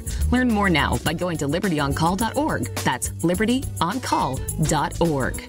If you owe money to the IRS, you need to hear this. The IRS is cracking down on those who owe back taxes. It starts with a devastating letter, and if you don't act immediately, you could find yourself having your wages garnished or have a lien placed on your property. But there's a solution. Tax 10,000 can help. Avoid enforced compliance, where these holds on your income and seizure of your home could become a nightmare that just won't end. Call 800-239-9957 now and speak to one of our experts. 800-239-9957 is the number to link you directly to a tax resolution specialist who will negotiate with the IRS on your behalf. Working through the IRS Fresh Start program, all the forms will be handled for you. All you have to do is make the toll-free call. 800-239-9957. Find out if you qualify and possibly save yourself thousands of dollars, not to mention a lot of headaches. It could be the best call you've made today. That number again, 800-239-9957. The service does not provide tax settlement or legal services. We will refer you to a company that does provide such services. Often the IRS will not agree to any reduction in the amount owed. Not all taxpayers who owe more than $10,000 will qualify for a tax reduction program. Looking for that edge during those intimate moments? We see many ads for enhancement, but the side effects include death. At GCN Team, we should change the Healthy Body, Brain, and Heart Pack to the Healthy Libido Pack. The brain and heart are not the only organs that require a healthy vascular system. For proper blood flow at the right moment, go to GCNteam.com or call 877-878-4203. That's 877-878-4203. That's 877-878-4203.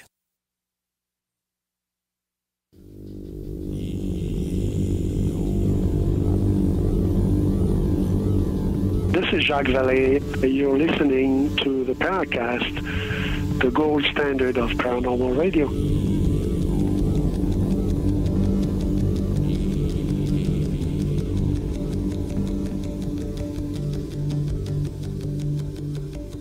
Reverend, you got the floor again.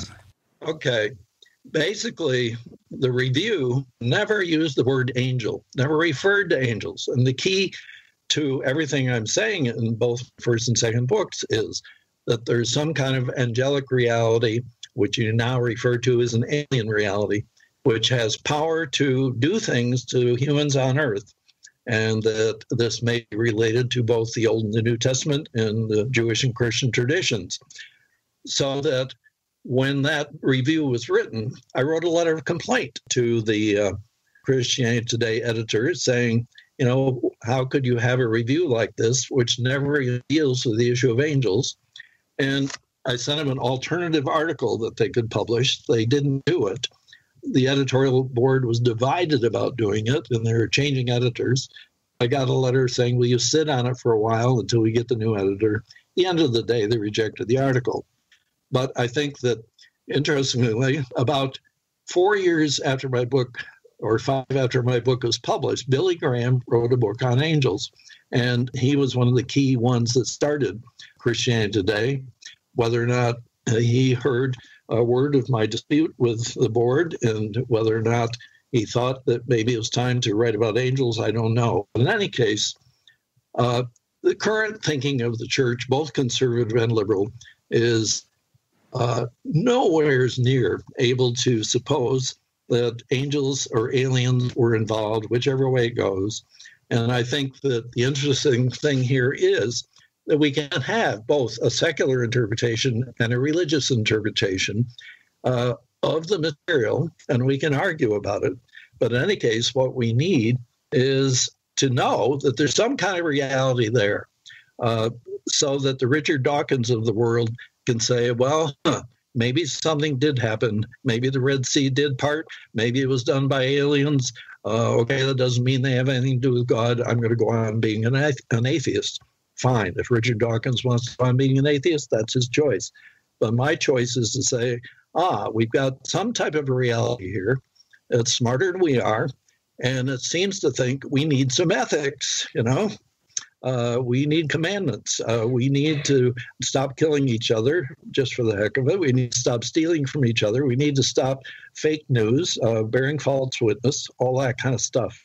And it's all that kind of stuff which our modern culture is thrown over the boat, overboard. Well, we don't need it now. Well, as I said, news is entertainment now. And that's the way to do it. And when it comes to the newspapers, which are gradually transitioning to the internet, they have these web portals. They're adding subscription services like the Wall Street Journal, the New York Times, Washington Post. And therefore, in order to make money above and beyond the subscription that people pay, they have to have advertising. They have to get hits. So stories are considered in relationship to the hit bait. Getting and more hits, just like... Along with that, Gene, along with that is the resurgence of a new tyranny on the internet. There are those major internet companies, Google, Facebook, et cetera, that are basically telling the users what they can say and what they can't say. And one more thing to mention before you go on. They're selling a product. Google, Twitter, Facebook. That product is you. That's how they sell advertising. The difference here is, I bring this up, I know you're not an Apple user. Apple sells phones. They sell computers. They sell hardware.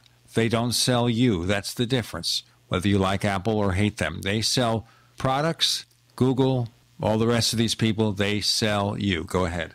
Yeah, well, you're absolutely correct. Those people are basically, it really scares me thinking where we may very well be in 3 to 5 years if this trend continues, because there then will only be one side of any issue.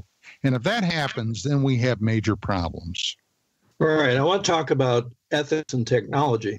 The track we're on now is if you invent something, get it into the market as fast as you can, and then we'll decide how to use it and whether or not it needs to be controlled later on. What's happened, I think, with the internet stuff is a lot of stuff is just out of control. And, what Don's worried about is once you get control back on, it's just going to be one point of view. Maybe, but what we have now is more like chaos.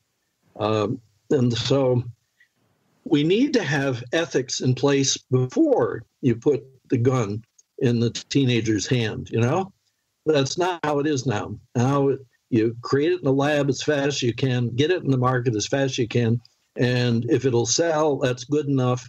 If it turns out to be very destructive of society, as some of the social media things are turning out to be, well, we'll deal with it later. And maybe later is too late. No, and I think you're absolutely correct, Reverend. I think you're absolutely correct. The lack of standards today is appalling.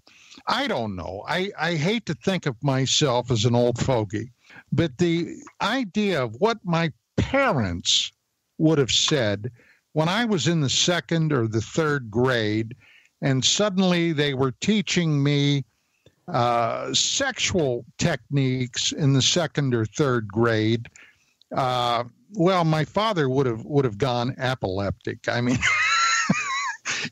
and these things are happening today. They're teaching things that have nothing to do with a proper education. And I personally find that appalling. I'd rather focus on our subject here than so much about changes in our society. But one thing to bring up here, we have E.T. watching over us or whatever the purpose of a possible extraterrestrial visitor might be. Now, on one aspect, if they see our society going to hell in a handbasket, do they care? On the other hand, if E.T. seeded us genetically and therefore has some degree of control over us, that's another possibility. That's another subject. So if E.T. is here and seeing what we're doing to ourselves, and we all have somewhat different opinions about that, what do you think they think about it? Or do they even care? Maybe those humans, they'll go away and we'll just take over this planet. What if we're simply a lab experiment to see where ultimately it will go? Now, a lab experiment gone wrong, yes.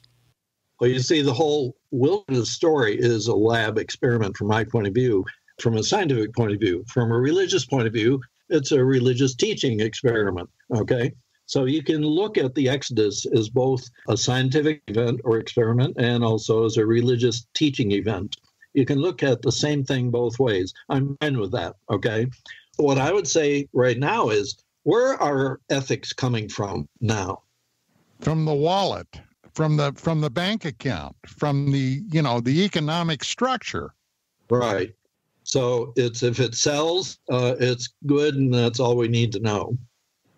And not necessarily if it ends up hurting people. That's fine too, as long as you're not hurt.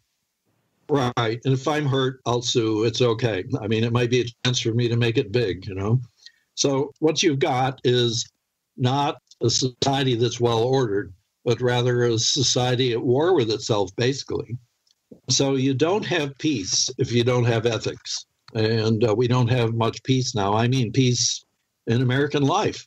What are our children worried about? Are they worried about learning math or science? No, they're worried about getting home alive.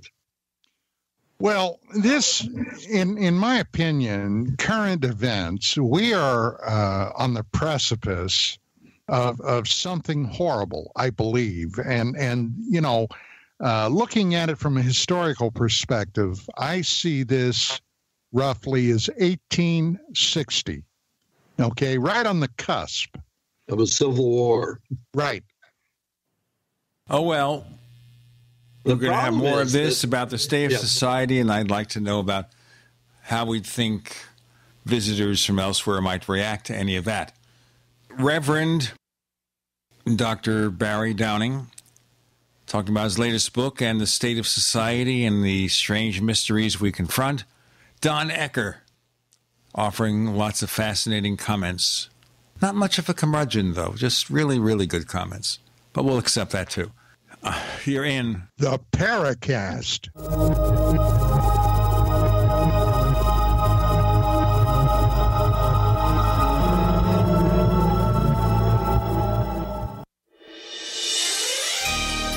Thank you for listening to GCN. Be sure to visit GCNlive.com today. We also have swag. We have all these exclusive Paracast things that you can buy. We've got 60 or so different items, and entails T-shirts, sleeves for notebook computers, iPad cases, mouse pads, the Paracast Jumbo tote bag, all sorts of T-shirts and jackets and stuff like that for men and women. We have a Paracast aluminum water bottle. All this stuff, you go to store.theparacast.com, store.theparacast.com. What makes it special is that the items are the best quality, great T-shirts, fabrics, and they have our official logo on them. That's what makes them special, in multiple sizes and colors. We even have stuff for children, stuff for women, stuff for men. We have all sorts of sizes, like small up to X large. A lot of good stuff. That's the swag from the Paracast. You go to store.theparacast.com, stop by, and take a shopping tour. Water is the single most important thing your body needs, so you want to be sure it's the best for you and your family. Since 2005, thousands have depended on Berkey purified water. The Berkey Guy provides the lowest priced filtration systems in every size. For incredibly delicious water now and in an emergency, get to goberkey.com or call 877-886-3653. 877-886-3653. goberkey.com. Has your body ever gone low blood sugar, feeling weak, shaky, knowing you better eat something fast? We all know high blood sugar can lead to many metabolic problems. At GCNteam.com, we have a healthy blood sugar pack, focusing on the structure and function of stable blood sugar. Find us at GCNteam.com or call 877-878-4203. Nothing feels worse than unstable blood sugar. Call 877-878-4203. That's 877-878-4203.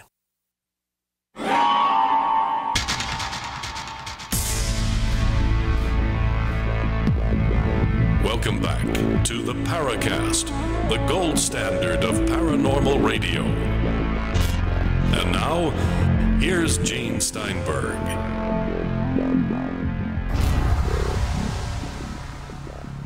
I admire his enthusiasm.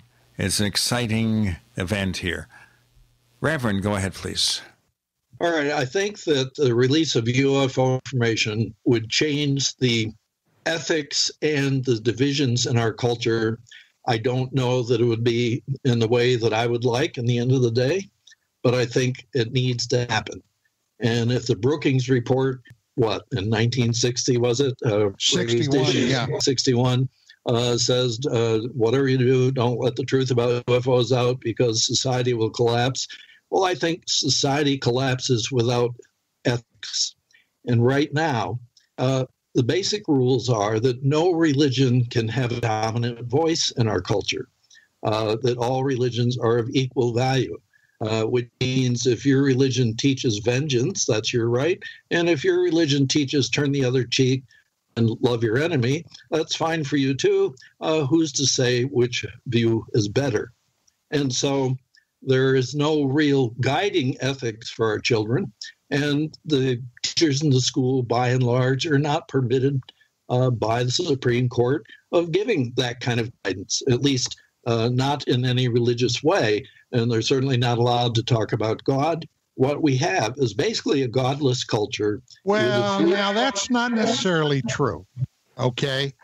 There are those selected that today in American public schools are permitted to discuss their God, but not the Christian God or the Jewish God. And I'll let it to your imagination to decide who I'm talking about. Yeah, but the thing that's mentioned here before we go on, why should that matter? We have freedom of religion in this country. We've got mostly freedom from religion. Okay, basically the scientific world that I talked about, an hour ago or more, that my theology professor professed, that basic beliefs like the resurrection of Jesus have been discounted by modern science. We can't believe that stuff anymore. Granted, there are Christians who go on believing it in spite of science, but I think that Richard Dawkins is a good scientific model for you to keep in mind, who represents the erosion of religious belief in Western culture as a whole. And when religious belief erodes, the ethics that came with that religion erodes with it. And so I think what we're looking at now is what Don called moral relativism, absolutely. There is no one that is given the authority to say what our modern morals should be. And so you do what you can get away with, and if it isn't liked, then you may get something like the women's movement that'll challenge what some guys are doing and hope they can get a law passed that'll give them the right to hang the perpetrators or whatever. So it really is reduced from being ethical standards in life to simply pass a law, get as much muscle as you can behind your political views so that you can get things done your way. People want to really get past the politics here. I'm more concerned with the mysteries that we're confronting, because we can have different opinions on politics, and unfortunately in the society, it is so heavily polarized that if someone perceives you as being too liberal, they'll freak. They perceive you as being too conservative, they'll freak. And I'll just give you one comment. Years ago, the conscience of a conservative, former Senator Barry Goldwater, would go out with George McGovern, quintessential liberal. They were lifelong friends. They would go out, they would have friendly debates about their philosophies, and people would accept it and enjoy the fact that you have two gentlemen who are smart, who, as politicians go, relatively honest. And it was fascinating to hear them. I heard them. Nowadays, you can't do that, because if you put them in the same room, they'll be ready to kill each other. You're dealing with nothing but rage and anger. I'm not sure where that rage and anger necessarily comes from. Let me comment that both conservatives and liberals dislike me, okay? Whatever that may mean. Well, for whatever it's worth, Barry, I like you. Thank you, Don. I like you too, so, let's just keep it there. Yeah, but here's what I believe, is the government doesn't understand how much keeping UFO information from the culture has helped the culture collapse in the way in which you've just described it, okay? And the polarization that we have now is, I think, the result of the collapse of the values in the culture. And this collapse has been brought about in good part because of the advancement of modern science and religion shrinking more and more into the closet, and everything else has come out. And I believe that if UFO information were released, yes, there'd be a shock. Yes, there'd be a huge shock in the religious community. But in fact, there isn't a single religious community. There's multiples. Eventually, they would be shaken up, and they'd have to, I think, begin to take ethics seriously in the culture in relation to modern science, which is creating problems for us right and left, Facebook just being the latest in the news. Let's do a mind experiment for just a second, okay? Let us say that next week, Monday, the United States government, a spokesman, were to come forward and admit the reality of extraterrestrials that are here on Earth. Now, that would be an electrifying, a shocking announcement. I'll lay you $10 to 1,000. $10 to 1,000 that immediately all across the country there would be people screaming on Twitter and Facebook and everywhere else, every other social media. My God, it's a false flag operation. We are so consumed today with conspiracies, conspiracy talk, conspiratorial thinking, that even if the United States government were to come out with the absolute unvarnished 1,000,000% truth, there would be a large majority that would say, well, what are they hiding? Why would they make this announcement? What's going on behind the scenes? What do you think? Oh, absolutely. And the government's brought this on themselves. So if they've been lying for the past 70 years, especially religious people have trusted this lie, all of a sudden the credibility of the government becomes pretty much zero. Let me ask you a question, though, which occurs to me every time we talk about religion and UFOs.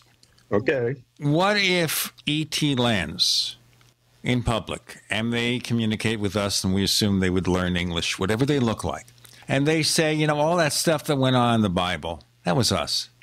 And we don't have a religion. There is no extraterrestrial religion. We don't believe in that stuff.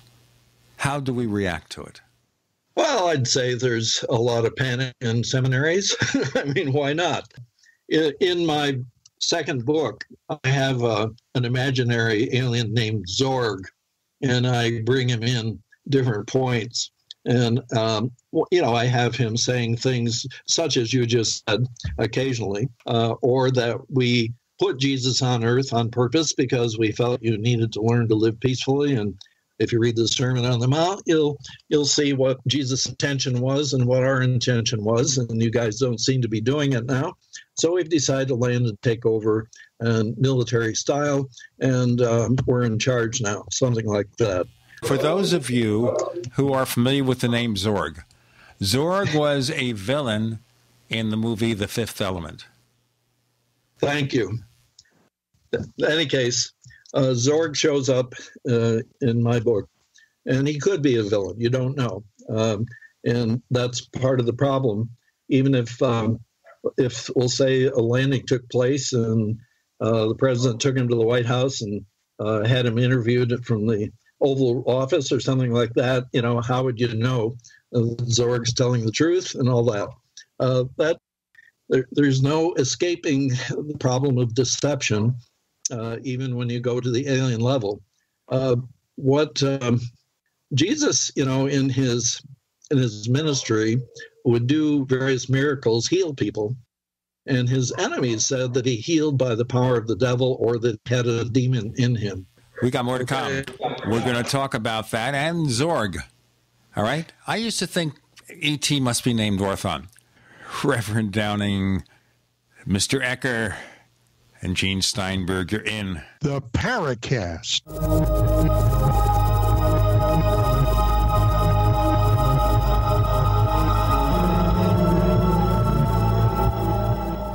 Attack of the Rockoids has been well received by critics and readers alike. It's a thrill-a-minute story you'll never forget. A former U.S. military intelligence officer is haunted by intense dreams about a beautiful woman pleading for his help after a terrible battle in outer space. But the dreams turn out to be true and thrust him into a telepathic love affair with a woman whose faraway planet is intent on destroying the Earth. And now the gripping tale continues in The Coming of the Protectors. It's the second book of the Rockoids trilogy, a galaxy-spanning adventure that pits our hapless heroes against powerful, fanatical enemies that threaten the lives of freedom-loving beings everywhere. Attack of the Rockoids and The Coming of the Protectors, classic science fiction at its best, available now. For more details, visit rockoids.com. That's ROCKOIDS.com. Non-attorney paid spokesperson. Could your house go into foreclosure? Are you behind on your mortgage payments? Does it seem like the bank has no interest in helping you save your home? And you feel like you have nowhere to turn for help? Then we have good news for you. Foreclosure Protection Services can help save your home as they specialize in foreclosure assistance. That's all they do. If you're behind on your mortgage payments, being threatened with foreclosure, have been denied a loan modification, or been the victim of a predatory loan, it's critical that you call Foreclosure Protection Services now at 800-667-9035. Their network of attorneys and their agents are available to speak to you now. If you're behind on your mortgage payments, Foreclosure Protection Services can help stop the foreclosure process. Call today before it's too late. New laws are in effect that may save your home. Call Foreclosure Protection Services now at 800-667-9035. 800-667-9035. That's 800-667-9035.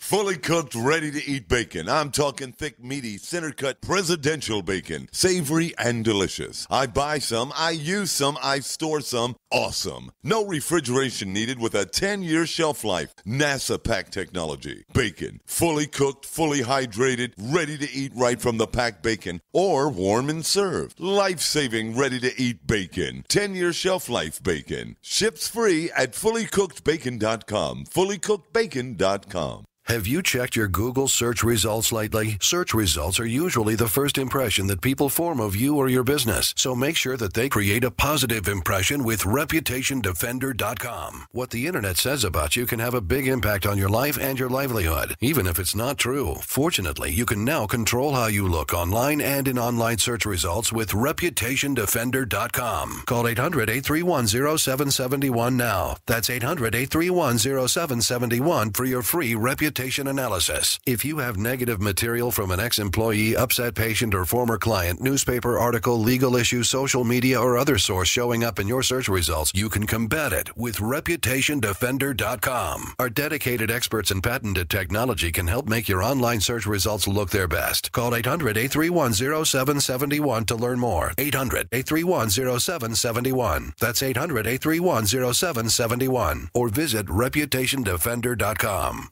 Healthcare reform is confusing. With the loss of the Obamacare mandate, those needing help can now choose an affordable alternative. By joining Liberty HealthShare, you're part of a community of health-conscious Americans all over the country who control their own healthcare costs and choices. Liberty HealthShare is not insurance. It is an association of self-pay patients who unite with like-minded people to share the cost of their medical needs. Neighbor helping neighbor. Learn more now by going to libertyoncall.org. That's libertyoncall.org. We'd like to hear from you. If you have a comment or question about the Paracast, send it to news@theparacast.com. That's news@theparacast.com. And don't forget to visit our famous Paracast community forums at forum.theparacast.com. Before we return to the lore of Zorg from The Fifth Element, Bruce Willis, Mila Jovovich, and she, of course, she's not a bad actress, actually. And she's not bad on the eyes either. Not bad on the ears is After the Paracast, our special podcast that comes with the Paracast Plus. The Paracast Plus also includes a version of this show free of the network ads. All that starts at $1.49 a week. To learn more, go to plus.theparacast.com, plus.theparacast.com. Reverend, go on, please. Okay, one of the things that is in my book, as I said, is a chapter dealing with the Roman Catholic Church. One of the interesting stories comes from Daniel Sheehan. You may know him. He's an attorney who served several high-profile cases involving the Constitution. He represented the New York Times in the Pentagon Papers case, and he was asked to assist in preparing a briefing paper for President Carter in regard to UFOs in January 1977. At the time, he was employed as chief counsel for the United States Jesuit headquarters in Washington, D.C. He got the idea of contacting the Vatican Library, seeking access to that section of the Vatican Library where the information about UFOs and extraterrestrial intelligence was. And much to our surprise, he says, about 2 weeks later, we got a letter back saying no, that we couldn't have access to this. We were shocked. This was the United States headquarters for the Jesuit order. Sheehan sent another letter saying he would abide by all the Vatican restrictions. He received a second letter also denying him access. This is quoted from the book Unacknowledged by Stephen Greer. I would say that in addition to all the stuff going on in the media and saying it's a black flag thing and so on, pretty soon, at least within 2 or 3 days, somebody would make their way to the Vatican and ask the Pope for a statement. And my guess is that the Vatican has known all along that UFOs are there and that they're real and that they're from another world. Why wouldn't the Vatican have released this information before now? I suspect that it doesn't really fit with Vatican theology, and I suspect it has exactly to do with the fact that they believe many of the miracles in the Bible were done by high-tech aliens and not some type of supernatural power. And a lot of Catholic theology is built around the idea of the supernatural. So my guess is that would be the first challenge the Pope would have to take, which is to make some kind of statement about whether or not he thinks that the aliens were involved in the development of the biblical religion at all. Were they involved in any of the Catholic miracles, like the appearance at Fatima in October of 2017? A woman by the name of Anne Druffel has written an article about the Fatima experience in the Encyclopedia of Extraterrestrial Encounters, The Miracle at Fatima, on page 190 in that book. And it basically sounds like a UFO or flying saucer. It's a disc-shaped object spinning. I would say if the Fatima event had happened in 2017, which is the 100th year anniversary, 50,000 people were supposedly there to see it.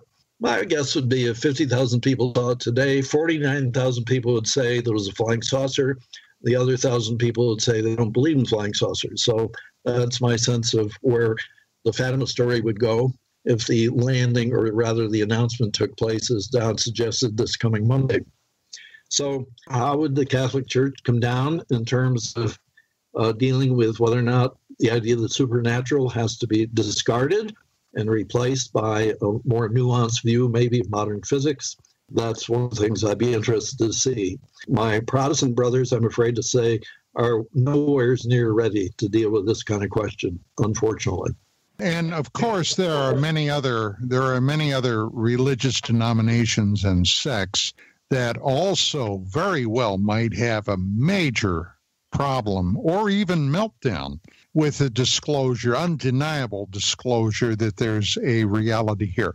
And you know, Dr. Downing, there are a number of other possibilities what this phenomenon may be. Now, earlier in the show, I had mentioned the end of the last ice age.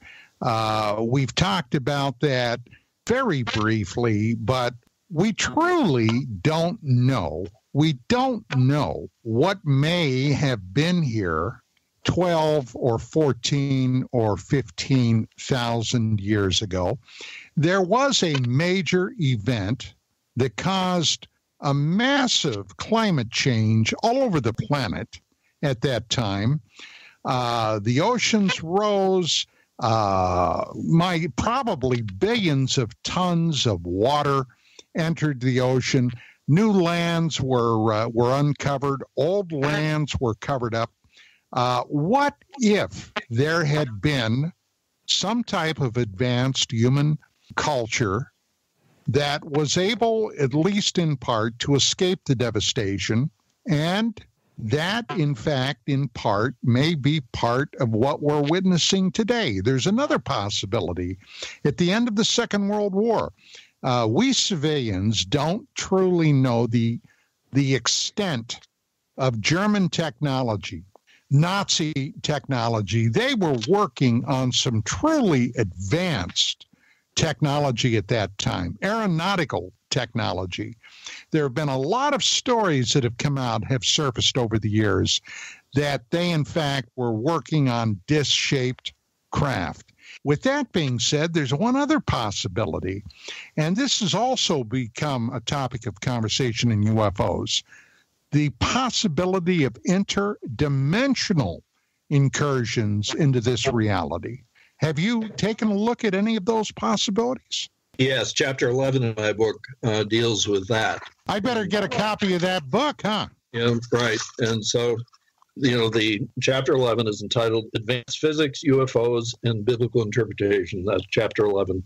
And basically, you have what look like interdimensional action on the part of Jesus after his resurrection. In one story in John chapter 20, The doors of a room are locked where the disciples were. They are afraid people are going to come and arrest them and kill them. And Jesus disappeared suddenly right in the midst of them. In the Eddie Andresen abduction story, she's in her living room with her family, her children. UFO lands in her backyard. Aliens come right through the door of her kitchen. They don't open it. They come right through it. I have a minister friend who has had visitation experiences in his bedroom, somewhat similar to Whitley Strieber's.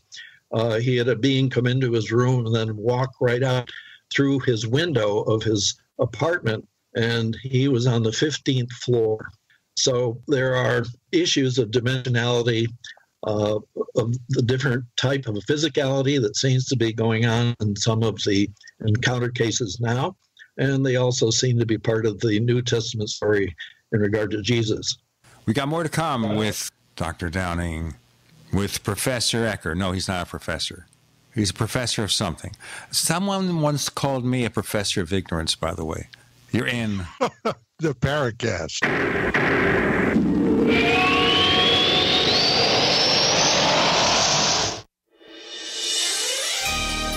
Thank you for listening to GCN. Be sure to visit GCNlive.com today. It's a no-brainer. A Big Berkey water filter is the one you need, period. You need a water filter that removes chlorine, fluoride, pharmaceuticals, BPA, and other endocrine disruptors, pesticides, bacteria, viruses, and much more, right? And does it all at only 2 cents per gallon. Get the original, most trusted name in gravity water filtration, Big Berkey. And now GCN listeners receive 5% off ceramic filter systems using code GCN. Call or click 1-877-99-BERKEY or BigBerkeyWaterFilters.com. That's 1-877-99-BERKEY. Face it, today's electric power grid is more vulnerable than ever. From natural disasters to EMP attacks and hacking, the grid could be crippled for days or even decades in the most dire scenarios. Visit quantumharvest.net to see our built-to-last EMP-protected solar power systems. While millions suffer, you'll have vital power for water pumps, refrigeration, and sanitation. Now that's peace of mind. EMP-protected solar power systems for every need and budget. See our full range at quantumharvest.net.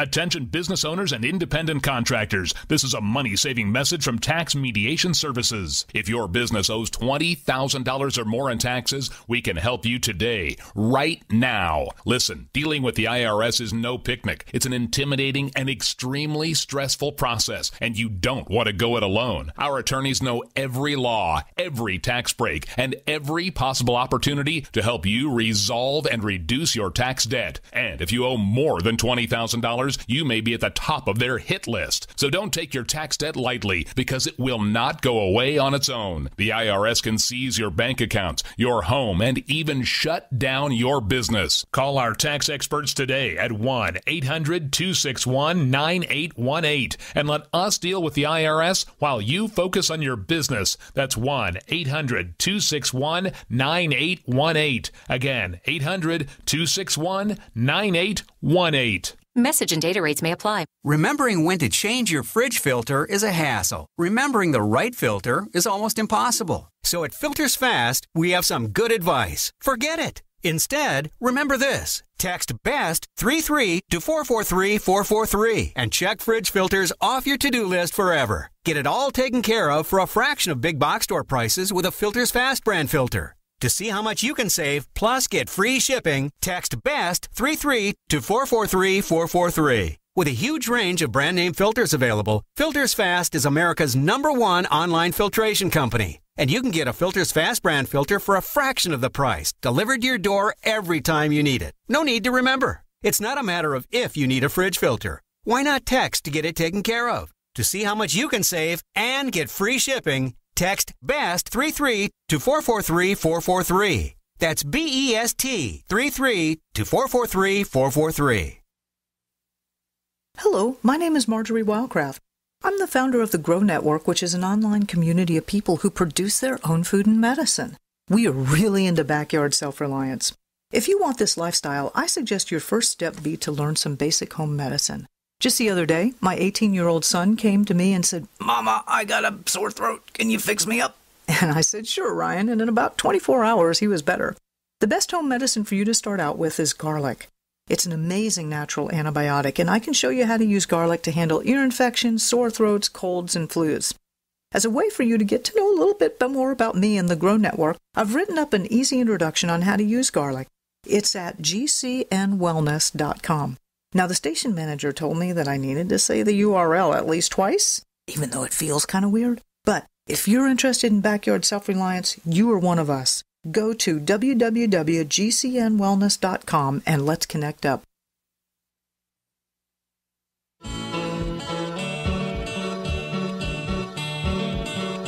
This is Micah Hanks of the Gray Alien Report, and you're listening to the Paracast, the gold standard of paranormal radio.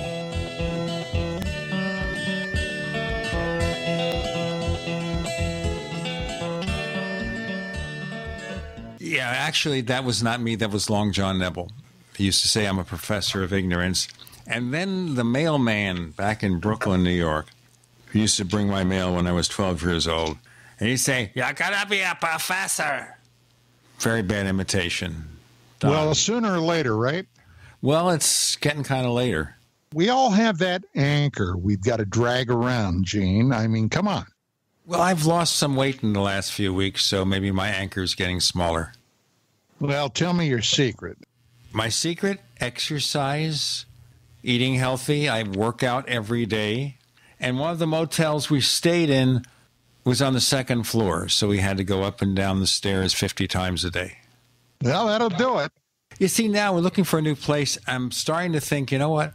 Maybe I should look for a second floor. And the reason is I'm going up and down the stairs all the time. My wife has me going out almost every day doing a dog duty patrol in the backyard, so I've got that. I've been doing that for 5 years since we've had Teddy Bear. I am the expert on picking it up and doing it clean and green. No, I have a lavender-scented bag. I don't want to get into this. It gets kind of grisly. Yeah, well, I've got something called a pooper scoopers. So I'd rather have the bag. Teddy Bear is asleep now. He's kind of not watching us. Go ahead, Mr. Ecker. Yeah, so anyway, Dr. Downing, if you had to distill all of this down into one succinct statement, what would that statement be? The aliens have put us here. They are a cause of, I think, the Jewish and Christian religions, maybe other religions. There's a book called Alien Identities that deals with Upanishads. Dr. Richard Thompson's the author of that book. He's arguing that Eastern religions were impacted by extraterrestrial contact. I'm in no position to be an authority to deal with what's true and not true and what he's arguing. All I'm saying is I think once you know the aliens are there, once you read some of the abduction stories like the Betty Andreessen story and some of the others, you know we're dealing with a reality that can bring about religious points of view. Even if Betty hadn't started a religious point of view, once she got through that experience, she would have one. And so we've got a reality that is interested in what we're doing, and I think put us here, but I can't prove that, but that's what I believe. And I believe that this reality wants to give us enough freedom so that we take responsibility for our own actions, but not so much freedom we blow ourselves up, which is why some of the UFO stories indicate that the aliens have short-circuited the computers in our nuclear silos and stuff like that. In other words, they've sent message to the military authorities of this world, you're playing with fire there, and we don't want you doing that.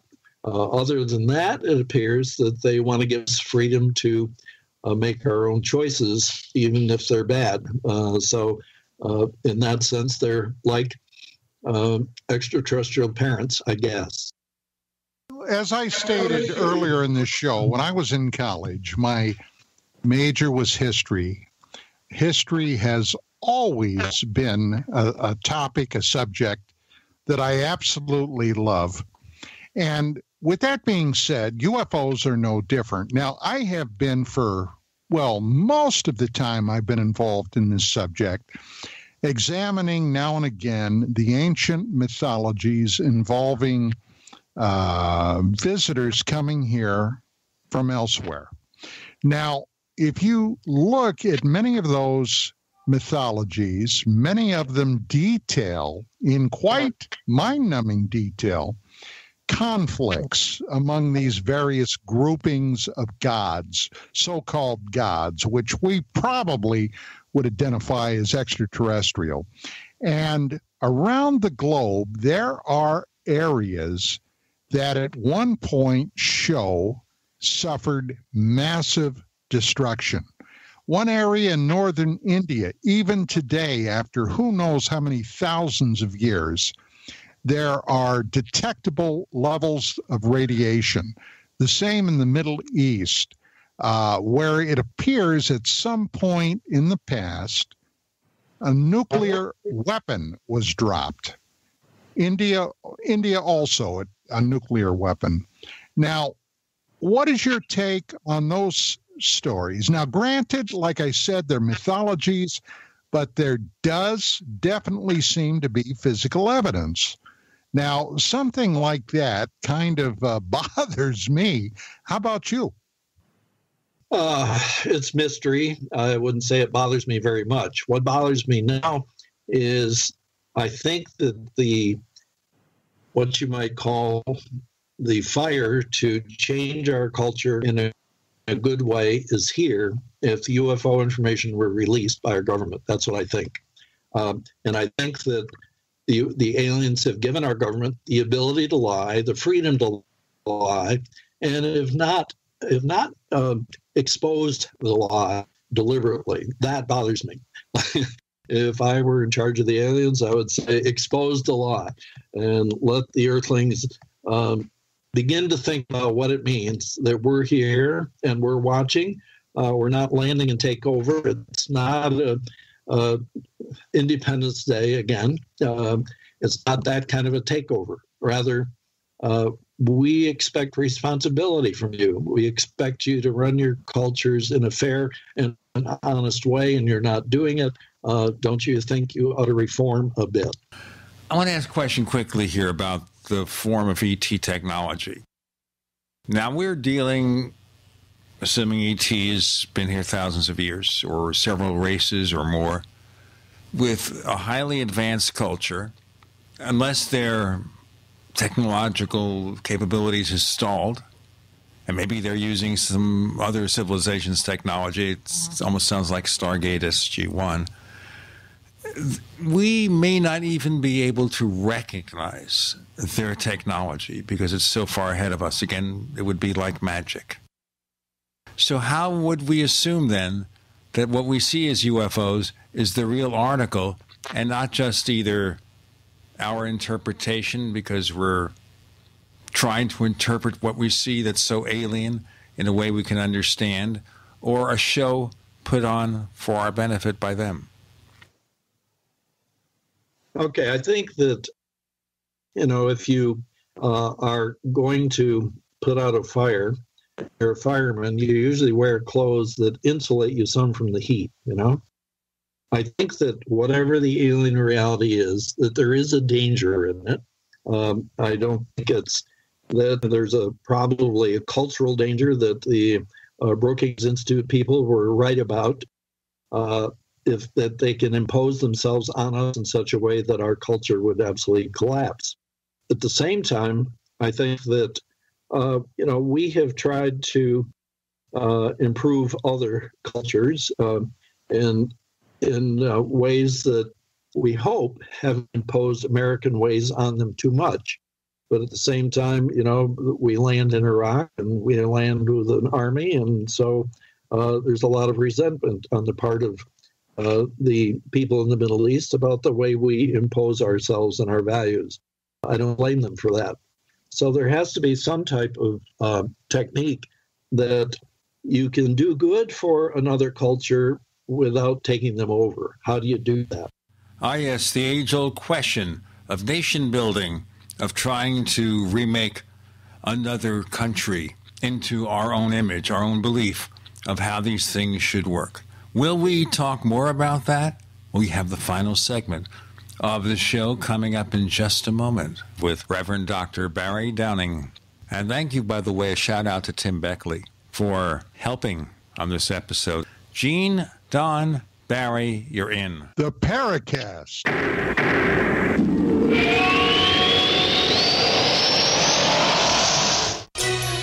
Thank you for listening to GCN.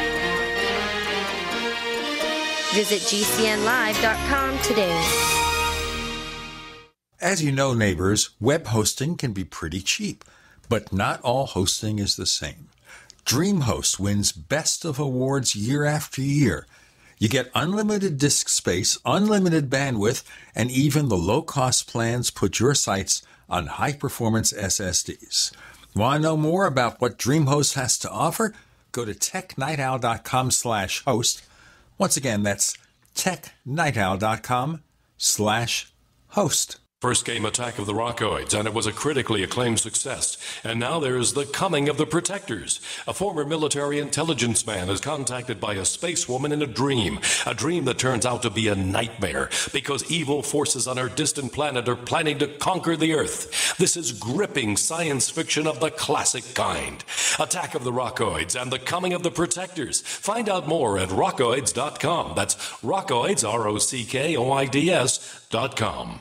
Looking for that edge during those intimate moments? We see many ads for enhancement, but the side effects include death. At GCN Team, we should change the Healthy Body, Brain, and Heart Pack to the Healthy Libido Pack. The brain and heart are not the only organs that require a healthy vascular system. For proper blood flow at the right moment, go to GCNteam.com or call 877-878-4203. That's 877-878-4203. That's 877-878-4203. Anytime, any place, anywhere. Radio remains the most intimate of all forms of media. At home, at work, in the car, on smartphones. Over 90% of consumers still listen to radio every week. That makes choosing radio as a place to advertise your business one of the best decisions you can make. Email advertise@gcnlive.com and partner up with an experienced GCN representative. Advertise@gcnlive.com. Easy, affordable, effective. Water is the single most important thing your body needs, so you want to be sure it's the best for you and your family. Since 2005, thousands have depended on Berkey purified water. The Berkey Guy provides the lowest priced filtration systems in every size. For incredibly delicious water now and in an emergency, get to goberkey.com or call 877-886-3653. 877-886-3653. goberkey.com. Are you still looking for that one iodine that you can really trust? A medical doctor endorsed product that is backed by honest research and true integrative science? Then search no further. Go to NutriMedical.com for Dr. Bill Deagle's Nutriodine, proven time and time again to be the very best iodine available for you. Nutriodine is the only Tesla-activated monatomic plasma iodine in the world. It optimizes mitochondrial function and generation of new mitochondria from totally neutralizing the venom from a desert recluse spider bite in Southern California to eliminating malaria parasites reported by medical missionaries in central India. Dr. Bill's Nutriodine is simply the most powerful healing formula there is. Nutriodine clears the body of all known pathogens, restores it to an alkaline state, and even promotes stem cell regeneration. Order Dr. Bill's Nutriodine today at 888-212-8871 or visit us online at NutriMedical.com. Hear that? That's the sound of a house being trashed while a gang of thieves ransack the place. And what they don't steal will be destroyed. This year, resolve not to be the next victim of a break-in. Go to faketv.com and discover a device that creates the illusion someone inside is watching TV, even when you're miles away. Security is a mindset, and Fake TV should be part of your security solution. Be vigilant, but not fearful. faketv.com.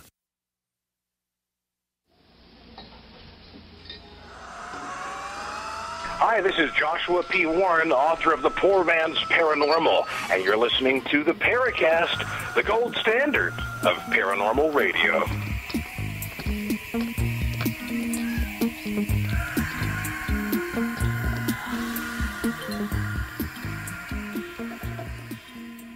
Reverend, you were starting on a point there, and then the advertising came in. And by the way, I should tell you, ladies and gentlemen, you won't hear the ads if you subscribe to the Paracast Plus. Go ahead, please. All right. The technique that was used with the Exodus, a very small group of Jewish people was chosen. They were called God's chosen people, but in any case, they were a demonstration model, okay? So that the human culture as a whole was not taken over by the alien power that brought about the Jewish Exodus. Rather, they used what I call targeted intervention. It's kind of a military strategy.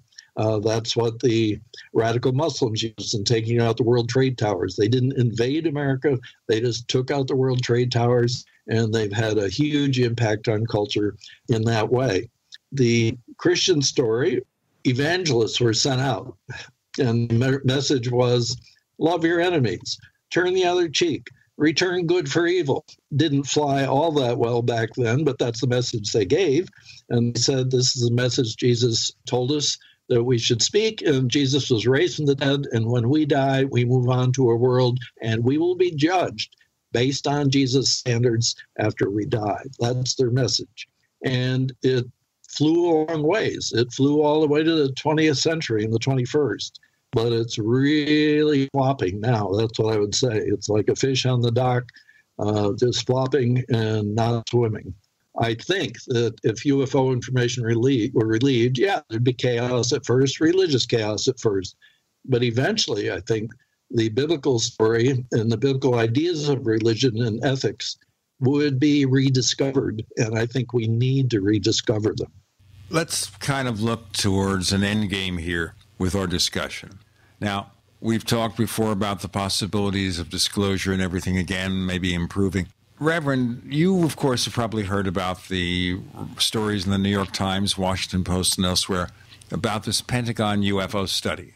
Yes. Does that to you indicate any progress? And let me just preface that by saying I thought in listening to what they said about it, that they lived in a vacuum. The story about it is, finally the government's taking it seriously. They committed $22 million, which is chump change. And they had this study for several years. And then, of course, we have Tom DeLonge's organization where the guy who was in charge of it has gone to work. The question here is that bothers me is if this really is anything meant to indicate progress in disclosure UFO research, why did it exist in a vacuum? As if there was never another UFO study, which, of course, we all know isn't true. What do you think? Yeah, I think that, the Tom DeLonge stuff, he contacted people after they kind of got out of whatever business they were in and they knew what was going on. They've said some important things, but not enough to lose their pensions, of course.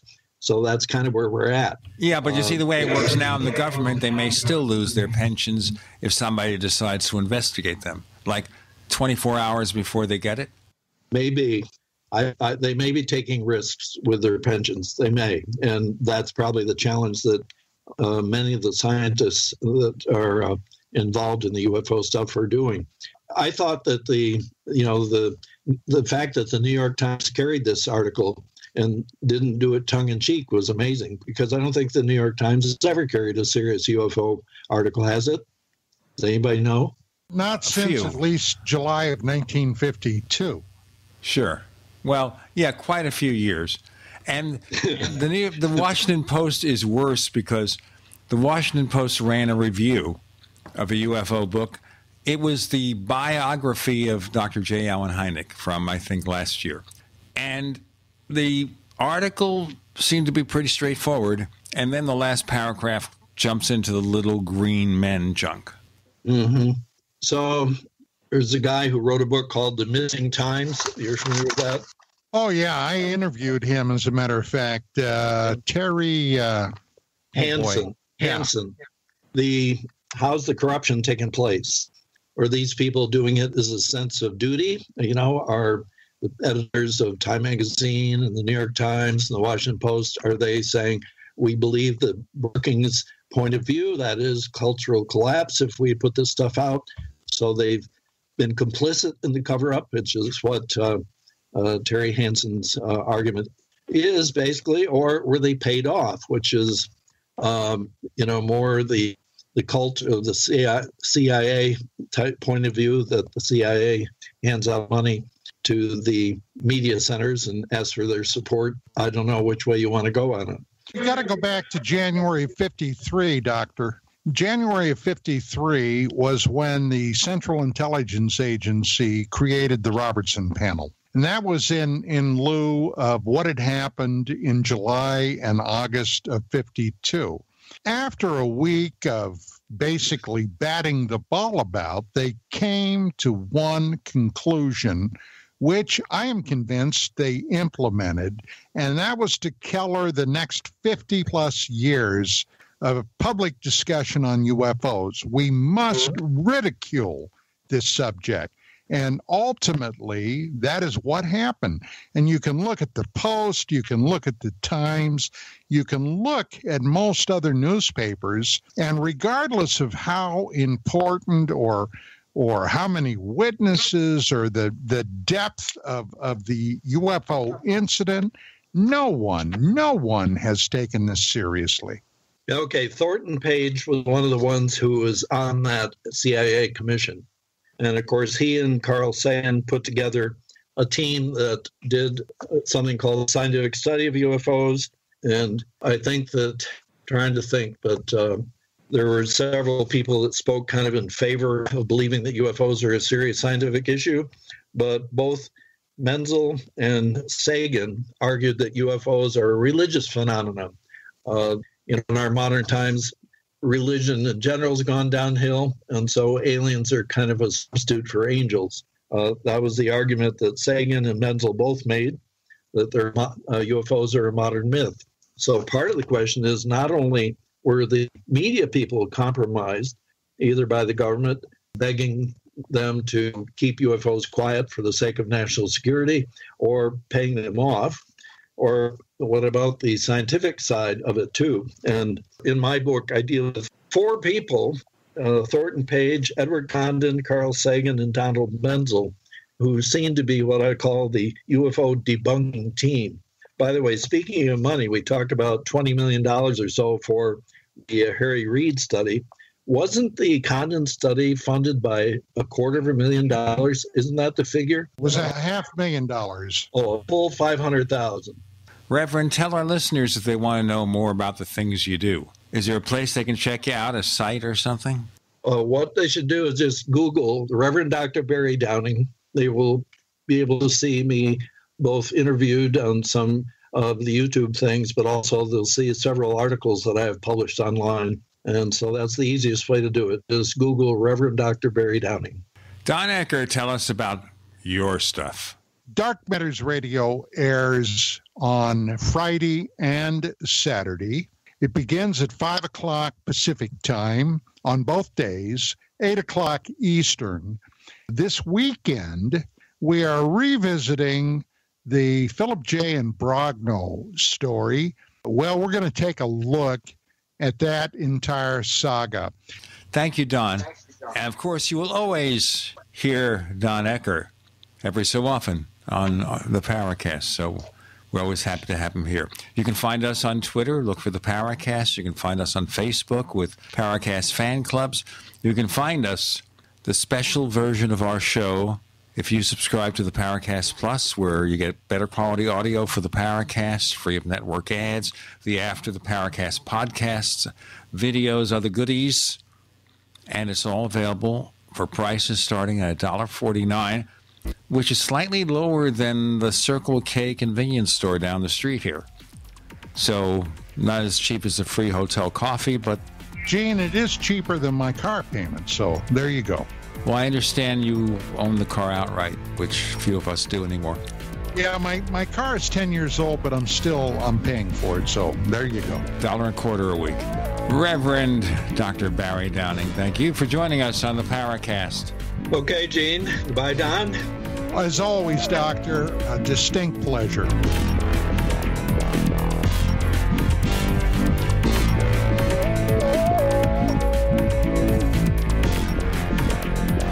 The Paracast, featuring Gene Steinberg and Christopher O'Brien, is a copyrighted presentation of Making the Impossible Incorporated.